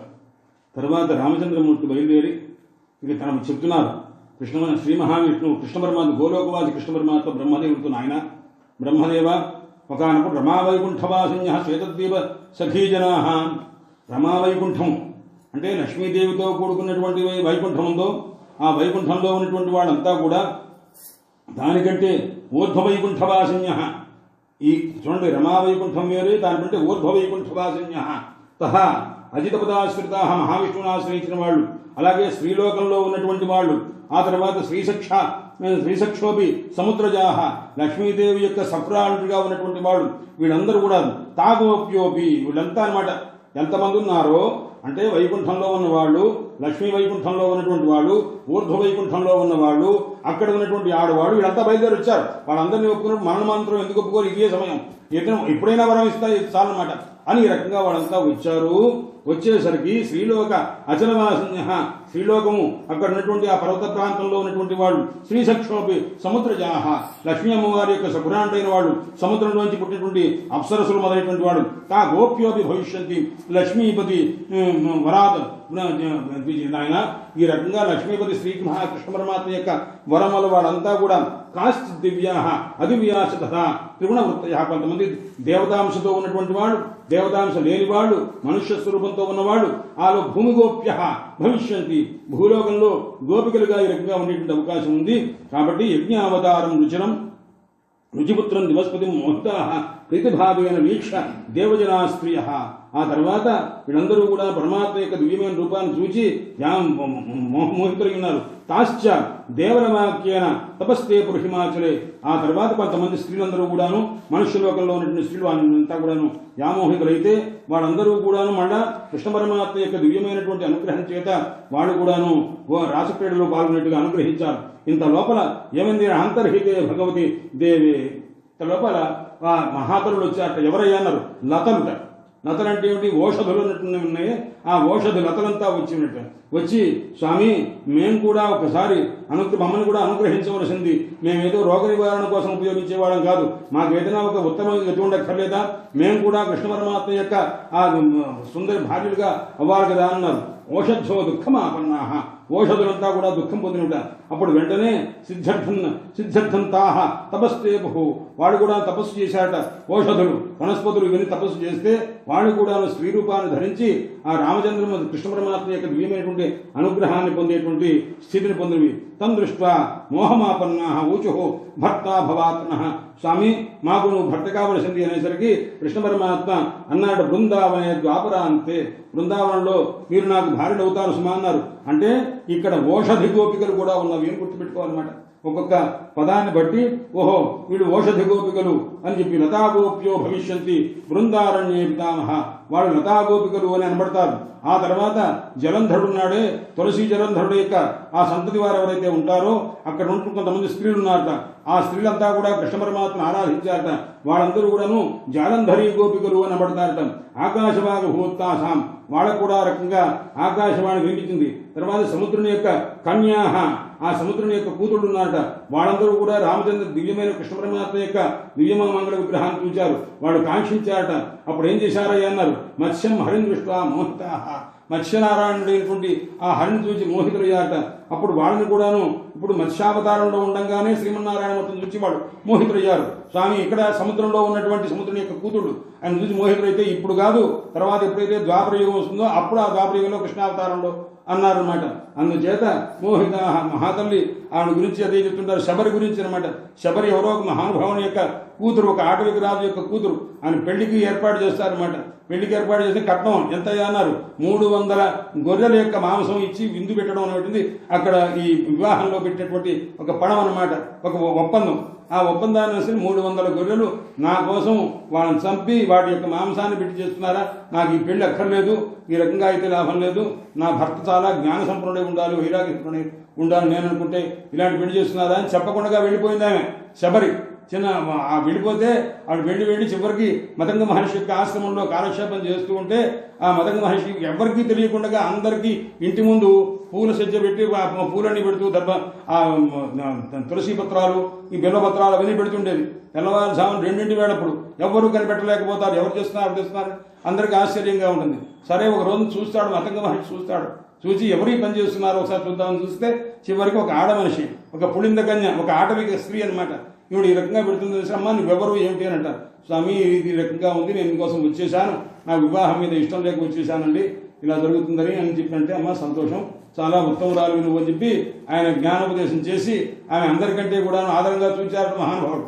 చూసిన తర్వాత ఆయన కాస్త అంతర్హితమైపోతూ, అంటే ఆయనకి ఆ కాలం శరీరాన్ని విడిచిపెట్టేటువంటి కాలం వచ్చింది, మోక్షాన్ని పొందే కాలం. ఆ వెళ్ళిపోతుంటే అప్పుడు శబరి అడిగింది, స్వామి నాకు ఏదైనా ధన్యత కూర్చోండి అని అడిగిందిట. అమ్మ రామచంద్రమూర్తి నీ దగ్గరకు వస్తారమ్మా, వచ్చి నిన్ను అనుగ్రహిస్తారు, నేను సాక్షాత్తు వారి దర్శనం చేసి కృతార్థురాలను చేస్తారమ్మా అంటే, స్వామి ఎప్పుడండి అన్నారు. ఇంకా కానీ ఈ మధ్యన దశరథ మహారాజు పెళ్ళైనట్టు విన్నాను నేను. ఆయన పెళ్ళైన తర్వాత 60,000 సంవత్సరాలు రాజ్యపాలన చేసిన తర్వాత ఆయన చిట్ట చివరిలో ఆయన సంతానం కలగకపోతే అప్పుడు ఆయన ఏదో తర్వాత పుత్రకామేష్టి యాగం చేస్తే ఆ పుత్రకామేష్టి యాగం అయిన తర్వాత ఆయన పిల్లలు పుట్టిన తర్వాత అందులో రామచంద్రమూర్తి 10 సంవత్సరాలు అయిన తర్వాత బయలుదేరి వస్తూ నిన్ను చూస్తారమ్మన్నారు. అంటే ఇప్పుడు ఇంకా దశరథ మహారాజు మననే పెళ్ళయిందంటే ఆ పెళ్ళి అవడం ఇప్పుడు, ఆ తర్వాత అప్పటిదాకా నేను ఉంటానా స్వామి అన్నాను. అప్పటిదాకా నీకు దర్శనం ఇస్తారంటే అర్థం ఏమిటమ్మా, నువ్వు అప్పటిదాకా ఉంటావనే కదా, అందుకోసం అప్పటిదాకా నువ్వు ఉంటావమ్మా అని చెప్పినారన్నమాట. అందుచేత ఎప్పుడయ్యా అంటే అప్పటిదాకా ఉండి తీరుతుందన్నమాట ఆ మాట. అందుచేత ఆ రకంగా కృష్ణ పరమాత్మ యొక్క దర్శనం కోసం వీళ్ళందరూ కూడా నిరీక్షిస్తున్న తాహికోప్యో భవిష్యంతి. ఆ మత్స్యనారాయణ స్వరూపంతో అవతరించినప్పుడు సముద్రుని యొక్క కూతుళ్ళు ఎవరైతే ఆయన కోరుకున్నారో వాళ్ళందరూ కూడాను ఈ మత్స్యావతారం ఎప్పటిది, ఈ కృతయుగం నాటిది అయితే ఆ యుగాలన్నీ దాటిన తర్వాత చివరిలో అనమాట అవతారాల్లో మత్స్య కూర్మ వరాహానిగా ఈ మత్స్యావతారం అంటే ఏమిటి, ఇప్పుడు కృతయుగారంభంలో నాటిది అనమాట. ఆ తర్వాత కూర్మావతారం, వరాహావతారం తర్వాత వింది అనమాట అని కృతయుగంలో అవతారాలు లెక్కలో వస్తుంది. కాబట్టి కృతయుగమయ్యి తర్వాత త్రేతాయుగమయ్యి తర్వాత ద్వాపరయుగమై ద్వాపరాంతంలో సంగతి అనమాట. అప్పటిదాకా వీడు ఆ సముద్రుని కూతుడంతా కూరారట. ఈ రకంగా ఆసీత్ రాజా పృథు, తర్వాత పృథు చక్రవర్తి ఉన్నట. ఆ పృథు చక్రవర్తి కూడా శ్రీ మహావిష్ణు యొక్క అంశతో పుట్టారు. అక్కడ కూడాను కొంతమంది స్త్రీలంతా కూడాను వాళ్ళంతా కూడా కృష్ణ పరమాత్మ యొక్క దివ్యమైన స్వరూపాన్ని కోరారట. బర్హిష్మతి భవాహ తత్ర పృథుం దృష్ట్వా పురస్త్రీయ. పృథు చక్రవర్తిని చూచి బర్హిష్మతి అనే నగరంలో ఉన్నటువంటి స్త్రీలంతా కూడాను ఆయన శ్రీ మహావిష్ణు యొక్క అంశ కాబట్టి ఆయన భర్తగా కోరితే అప్పుడు ఆ మహానుభావుడు ఏం చేశారంటే కృష్ణ పరమాత్మ యొక్క దివ్యమైనటువంటి అవతారంలో కలుస్తారనేటువంటి వరాన్ని ఇచ్చారు. మనోరథం ప్రతుహు మనఃప్రామాత్రేణ తాశ్చ గాం. అంటే ఎవరెవరు ఏది కావాలో పృథు చక్రవర్తి రాజ్యంలో ఉన్నప్పుడు భూదేవిని కాస్త ఆవును చేసి ఎవరు ఏది కావాలో అది కాస్త పితుక్కున్నారన్నమాట. వీడేం చేశారు, ఈ స్త్రీలంతా పృథు చక్రవర్తిని చూచి కృష్ణ పరమాత్మ అనుకొని ఆయన భర్తగా పొందాలనుకున్నటువంటి వాళ్ళంతా కూడా మనోరథం అనేటువంటి ఆ మనస్సు అనేటువంటి దాన్ని పాత్ర చేసి మనోరథాన్ని తీర్చడం కోసం ఆ దుదుహు అంటే ఆ ఆవును పితికారట. ఏమని, కృష్ణ పరమాత్మ మాకు భర్త కావాలి అని పాలు పితికారట. ఆ పాలు పితికితే ఆ రకంగా వాడు భర్తను పొందగలిగారు ద్వాపర యుగంలోను అని అన్నారన్నమాట. ఆ రకంగా కామశయన మోహనార్థం తర్వాత నరనారాయణాశ్రమంలో నారాయణ మహర్షి దగ్గర కూడా ఇలాగే శ్రీ మహావిష్ణు యొక్క స్వరూపం కాబట్టి ఆయన కాస్త భర్తగా పొందాలని ప్రయత్నం చేస్తే అది కూడా మన ద్వాపర యుగంలో అని ఈ రకంగా ఒక్కొక్క రీతిగా ఒక్కొక్కరు ఆరాధన చేశారు. ఇలా ఉంటూ ఉండగా పాతాళంలో ఉన్నటువంటి కొంతమంది నాగకంజలంతా ప్రార్థన చేస్తున్నారట. ఏమని ప్రార్థన చేస్తున్నారయ్యా అన్నారు. అంటే సాక్షాత్తు బలరాముల వారు మాకు భర్త కావాలి అని ప్రార్థన చేశారట. అందువల్ల భాగవతంలో రెండు రకాల యూధములున్నవి, అంటే రెండు సముదాయాలు అనమాట. ఒకటి బలరాముల వారి యొక్క గోపికలు కొంతమంది, కృష్ణ పరమాత్మ గోపికలు కొంతమంది అనమాట. అందువల్ల బలరాముల వారు గోపికలతోటి కృష్ణ పరమాత్మ గోపికలకు ప్రమేయం లేదు. కృష్ణ పరమాత్మ గోపికలు కేవలం కృష్ణ పరమాత్మనే కోరుతారు, బలరాముల వారి గోపికలు బలరాముల వారితోనే ఉంటారన్నమాట. అలా ఉన్నటువంటి గోపికలు ఎవరయ్యా అన్నారు? పాతాళంలో ఉన్న నాగకన్యలందరూ కలిసి ప్రార్థన చేస్తే ఆదిశేషుడు స్వరూపుడైనటువంటి బలరాముల వారి యొక్క గోపికలుగా అవతరించారన్నమాట. అది ఈ విషయం. ఇదంతా ఎలాగంటేనండి, మనం కేవలం భాగవతం మీద పెట్టి చెప్పమంటే మనకి ఎవరి వల్ల కాదండి. అందువల్ల భాగవతం శాస్త్రం, అది ఒక శాస్త్రం. శాస్త్రం ఏంటి, ఒక్క విషయాన్ని చెప్పదు, అనేక విషయాన్ని సూచిస్తుంటుంది. అది రహస్యార్థం. ఆ రహస్యాన్ని అన్వేషించడం, దానికి సంబంధించిన గ్రంథాన్ని ప్రయత్నం చేయడం, ఇది మహాగ్రంథం అన్నమాట. మీకోసం భారతంలో అనేక సందేహాలు ఉన్నవి, 1,00,000 శ్లోకాల మహాగ్రంథము. అందులో మనకు తీరని అనేక సందేహాలు పోగొట్టే సామర్థ్యం మార్కండేయ పురాణానికి ఉందన్నమాట. మార్కండేయ పురాణం చదివితే భారతంలో కొన్ని సందేహాలు పోతామన్నమాట.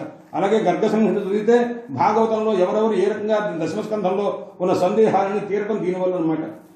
ఆ రకంగా తర్వాత ఇప్పుడు చెప్తున్నారు ఆయన, నాగేంద్ర కన్యకా శేషం భేజు భక్త్యా వ్రయచ్చయ సంకర్షణస్య రాసార్థం భవిష్యంతి వ్రజే చ తాః. వాళ్ళంతా సంకర్షణ, బలరాముల వారి యొక్క రాసక్రీడలో వాళ్ళంతా కూడా ఉంటారు నాయన. తర్వాత కశ్యపుడు వసుదేవుడై ఉంటారు, దేవకీదేవి అదితి దేవకీదేవిగా ఈ రకంగా శూర ప్రాణస్వరూపుడై వాయుస్వరూపుడై ఉంటాడు. ధ్రువ సోపి దేవకో అవతరిష్యతి వసుశ్చ ఉద్ధవ అన్నాడు. ఉద్ధవుడు ఎవరయ్యా అన్నారు? అష్టవసువుల్లో ఒక వసువుగా ఉంటాడు ఉద్ధవుడు. అంటే ఉద్ధవుని యొక్క పూర్వజన్మ ఏమిటయ్యా అన్నాడు? వసువే ఆయన ఉద్ధవుడుగా. వసువులు ఎంతమంది అయ్యా అన్నారు? 8 మంది ఉన్నారన్నమాట. అష్టవసువుల్లో ఒక వసు, వసుశ్చ ఉద్ధవ సాక్షాత్. ఆ తర్వాత అక్రూరుడు ఉన్నాడు. అక్రూరుడు ఎవరయ్యా అన్నారు? దక్ష ప్రజాపతే అక్రూరుడుగా పుట్టారు. దక్ష అక్రూర దయాపర, మహా దయగలవాడు. భక్తి నమస్కారం చేయడంలో ఆ అక్రూరులాగా నమస్కారం చేసిన వాడు లేడు అనమాట. ఎందుకంటే నమస్కారంలో ప్రతి అక్షరంలో ఒక నమస్కారం చేస్తుంటాడు. నేల మీద పడి ఠక్కున అక్కడికి రాగానే ఆయన మహానుభావుడు వెంటనే నేల మీద పడి ఠక్కున నమస్కారం చేశాడు. మధురకు వచ్చి రాగానే అనమాట రథం నుంచి దూకిపడి నమస్కారం చేశాడు. ఎందుకంటే ఆ గోపికలు నడిచినటువంటి దివ్యమైనటువంటిది ఆ కృష్ణ పరమాత్మ అడుగులు పడినటువంటి ప్రదేశం అని చెప్పి అక్కడ తప్పటి నమస్కారం చేశారన్నమాట. అందరూ అక్రూరస్తు అభివాదనే. నమస్కారం అనేది కూడా ఒక భక్తిటండి.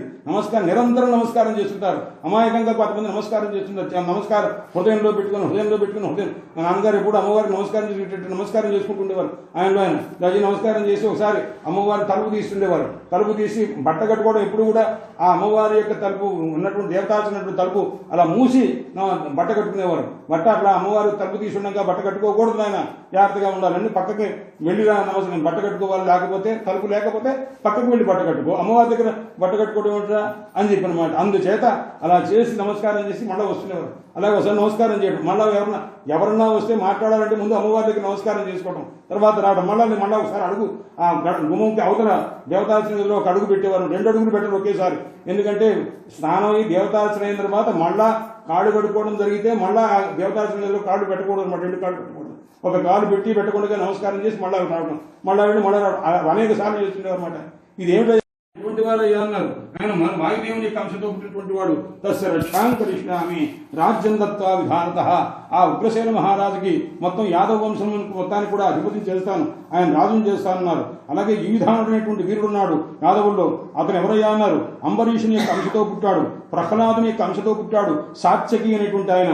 అందులో సాత్యకి సభ క్షీరాబ్ధి, ఆ క్షీర సముద్రం యొక్క అంశతో పుట్టాడు. శంతనుడు భీష్ముని యొక్క తండ్రి అనమాట.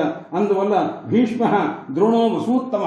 భీష్ముల వారు సాక్షాత్తు అష్టవసువుల్లో ఒక వసువుగా ఉన్నారు. ఆయన శలశ్చ, ఆ మహానుభావుడు శరుడనేటువంటి ఆయన, దివోదాస్ అనేటువంటి ఆయన భక్తుడే శరుడుగా ఆవిర్భవించారు.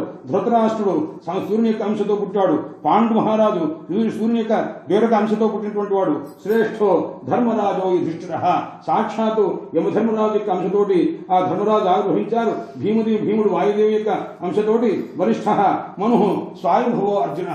స్వయంభువ మనవే అర్జునుడిగా పుట్టాడు.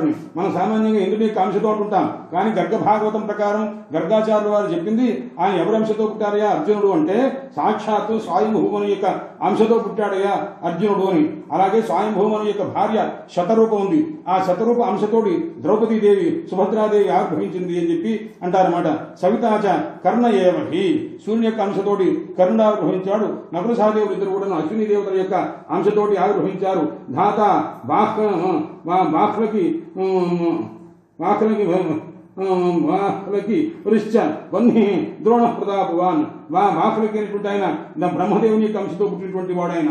తర్వాత వన్హి ద్రోణ ప్రతాపవాన్ అగ్నిదేవుని యొక్క అంశతోటి ద్రోణాచార్యుల వారు ఆవిర్భవించారు. తర్వాత దుర్యోధనుడు కలి యొక్క అంశతో ఆవిర్భవించాడు. అభిమన్యుడు ఈ చంద్రుని యొక్క అంశతో ఆవిర్భవించాడు.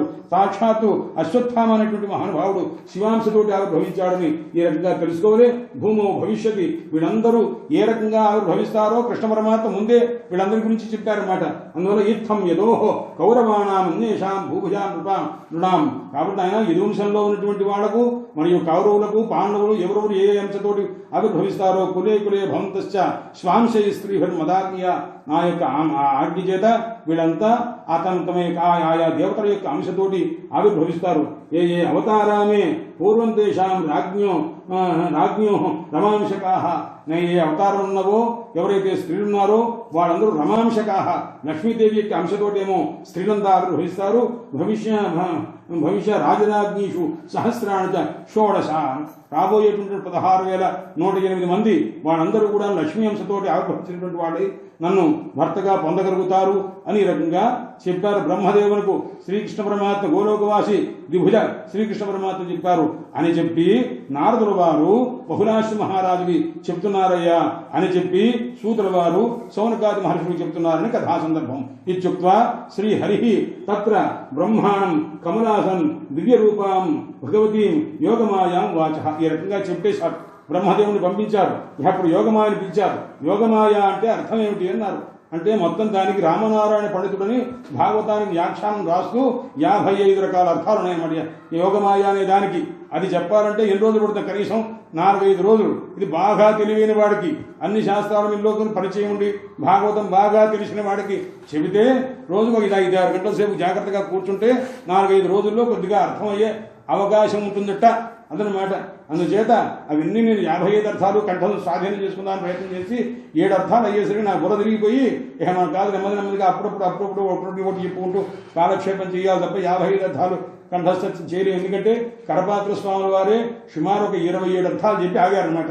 అంతటితో సాక్షాత్తు కృష్ణ పరమాత్మ యొక్క భాగవతం అంతా కంఠస్థం చేసుకుని సమస్త శాస్త్రం ఉంటుంది మహాపండితులు వారు కరపాత్ర స్వామి వారి హరిహరానంద సరస్వతి స్వామి వారు అని చెప్పి ఆ మహానుభావులు. ఎందుకంటే ఇక్కడ పక్కనే కేదారఘట్టం పక్కనే ఉంది వారిని దివ్యమైనటువంటి ఆశ్రమం ఉంది. అక్కడే శివలింగ ప్రతిష్ఠ చేశారు. ఎందుకంటే కాశీ విశ్వేశ్వరుడి దగ్గరికి అందరూ వచ్చి ప్రతివాడు ముట్టేసుకుంటున్నారని చెప్పి అలా లేదని చెప్పి ఆ కాశీ విశ్వేశ్వరుని యొక్క శక్తి మొత్తాన్ని తీసుకొచ్చి ఆ కళంతా తీసుకొచ్చి తమ యొక్క ఆశ్రమంలో ఉన్నటువంటి వారి యొక్క దీంట్లో ఆ శక్తి అంతా ఉంచారన్నమాట. అలా ఉంచి ఇక్కడే నాయన ఇక్కడ ఎవరు ముట్టుకోవడానికి దర్శనం చేతనే కృతార్థులుతారు తప్ప స్పర్శ చేత కాదు అని చెప్తారనమాట. అలా చేసిన మహానీయులు కరపాత్ర స్వామి వారు. అందుచేత ఈ రకంగా యోగమాయను పిలిపించారు. వెంటనే యోగమాయను పిలిపించి అమ్మా ఇప్పుడు ఆయన అనుమతిస్తున్నారు. ఏమనంటే నభ పదంతిగా ఇత్థం ఏదో కౌరవాణం అంతా చెప్పారు. దేవక్యాహ అప్పుడు వెంటనే ఆ యోగమాయను పిలిచినారట కృష్ణ పరమాత్మ. ఏమని దేవక్యా సప్తమం గర్భం. అమ్మ దేవకీదేవి యొక్క 7వ గర్భం ఉంది. అది ఎవరు? సంకర్షణుడు అంటే సాక్షాత్తు ఆదిశేషు యొక్క అంశ అందులో ఉంది. నువ్వేం చేస్తావంటే ఆమె గర్భంలో ఉన్నటువంటి శిశువుని తీసుకొచ్చి కిందగా తీసుకుని వెళ్ళి ఎక్కడ ఉంచవలే? ఆ రోహిణీదేవి యొక్క గర్భంలో ఉంచవలసింది. రోహిణీదేవి ఎక్కడ ఉంది? ఆ నందుడు ఉన్నటువంటి ఆ నందగోపురంలో ఉన్నది. అక్కడ ఉంచు అన్నారు. ఇలా ఉంచితే నీకేమిటి ఉపయోగం అన్నారు. నువ్వు కాస్త యశోదాదేవి గర్భంలో కూతురుగా పుట్టేట్టు నీకు అనుగ్రహం చేస్తున్నాను పొమ్మన్నారన్నమాట. అందువల్ల యశోదాదేవికి కూతురుగా ఆమె పుడుతుంది. ఎవరు? యోగమాయ అనమాట. అయితే ఈ రోహిణీదేవి యొక్క గర్భంలోకి దేవకీదేవి గర్భాన్ని పెట్టినందుకు ఈమెను అనుగ్రహించింది ఏమిటయ్యా అంటే నువ్వు యశోదాదేవి కుమార్తెగా నువ్వు ఆవిర్భవిస్తావు అని చెప్పి అన్నారన్నమాట. ఆ మాట చెప్పేసరికి సరే అని నందప్రజేస్తాయాంచ అని చెప్పి సన్నివేశ నందపత్న్య భవత్వం వై పృథ్వేదం కర్మసచాద్భుతం. ఆ తర్వాత నువ్వు ఆ రకంగా చేసి నందుని యొక్క కూతురుగా నువ్వు ఆవిర్భవిస్తావు అని కృష్ణ పరమాత్మ యోగమాయను అనుగ్రహించారు. యోగమాయ అంటే తాత్కాలికంగా ఒక అర్థం చెప్తాను. యోగాయ అంటే పరమాత్మను కలియుట కొరకు చేసేటటువంటి మాయ కాబట్టి యోగమాయ అన్నమాట. గోపికలకు కృష్ణ పరమాత్మతోటి కలయిక కలగాలంటే ఏం చేసింది? యోగమాయ సమావృత. కృష్ణ పరమాత్మ యోగమాయ యొక్క స్వరూపాన్ని పొందగలిగారు అన్నమాట. యోగాయ అంటే కృష్ణ యోగాయ మాయ. కృష్ణుని పరమాత్మతో యోగం కలగాలని పరమాత్మ వేణునాదం చేస్తే ఆ వేణునాదం ద్వారా అందరికీ వినిపించింది. కానీ విన్నది ఎవరయ్యా అన్నారు? గోపికలు మాత్రమే ఉన్నారు. ఆ వాడు మాత్రమే వచ్చారన్నమాట. ఉంటే మిగతా వాడు కూడా మా కడ నుంచి ఏదో అద్భుతంగా ఉందని అనుకోవాలిగా. అనుకోని పురుషులు కూడా రావాలిగా, అత్తగారు రావాలిగా, తల్లులు రావాలిగా. ఎవరు రాలేదే, గోపికలు మాత్రమే వచ్చారే. ఇదంతా దేని వల్ల జరిగిందయ్యా అన్నారు, యోగమాయ వల్ల. ఇప్పుడు ఎక్కడ దేవకీదేవికి గర్భంలో ఉన్నటువంటి శిశువుని తీసుకెళ్లి ఈ గర్భాన్ని యోగమాయ ఏం చేస్తుందంటే ఈ శిశువుని తీసుకువెళ్లి రోహిణి గర్భంలో పెట్టింది. రోహిణి గర్భంలో పెడితే రోహిణీదేవి నందగోపురంలో ఉంది, వీడనేమో కారాగారంలో బంధించాడు కంసుడు. బంధించినటువంటి ఈమెకి గర్భం కలిగితే ఈ గర్భాన్ని తీసుకెళ్లి రోహిణి గర్భంలో పెడితే నందుడికి హఠాత్తుగా అప్పటికప్పుడు ఈయన మర్నాడు పొద్దున్న చేసరికి గర్భవతిగా ఉంటే అమ్మాయి ఎలా ఉన్నాడు, ఏ రకంగా జరిగింది, ఆయనేమో కారాగారంలో ఉన్నాడు కదా నీ భర్త, నువ్వు ఎలా గర్భవతి అయ్యా అని అడగాలిగా. వీళ్ళు ఎవరన్నా అడగలేదు, ఎవరు అడగలేదు, ఏం మాట్లాడలేదు. దేనివల్ల యోగమాయ అన్నమాట. ఈ యోగమాయా ప్రభావం చేత వాళ్ళకి ఏమిటంటే ఏ రకమైనటువంటి ఆలోచన రాలేదనమాట. అందుచేత ఆ రకంగా చేయగలిగినటువంటి శక్తి ఉంది. కర్తం అకర్తం అన్యథా కర్తం సా సమర్థ. చెయ్యగలదు, చెయ్యకుండా చేస్తుంది, మనకు ఆలోచన లేకుండా కూడా చేస్తుంది అనమాట. అటువంటి సామర్థ్యం ఉన్నదనమాట.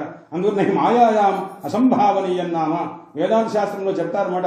అయ్యా మాయ ఉంటూ ఉంటే మాయయ్యానని ఎప్పుడైతే అన్నారో ఈ ప్రపంచం ఉన్నదా అన్నారు, లేదయ్యా అన్నారు. ఇది వేదాంత సిద్ధాంతం. భగవత్పాద శంకరుడు చెప్పిన మాట. ఆయన ఉందే అన్నాడు, లేదు.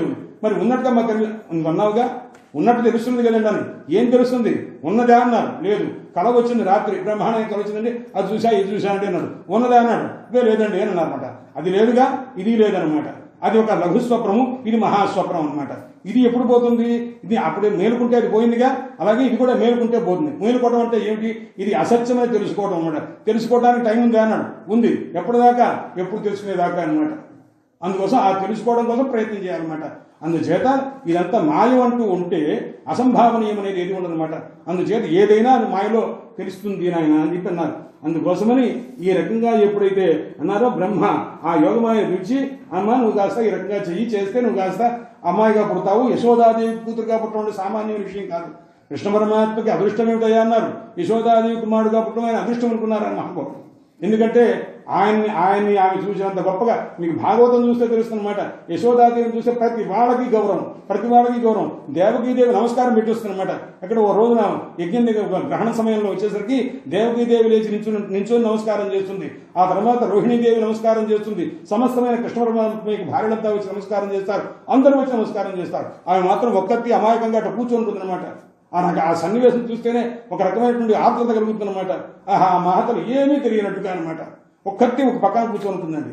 పక్కన కూర్చొని పరిగెత్తుకుంటూ వస్తారు, అందరూ పరిగెత్తుకొస్తారు. అంతే తప్ప ఈవిడ సంపన్నుడు కదా అని వాళ్ళ దగ్గరికి పరిగెత్తుకోవడం లేదనమాట.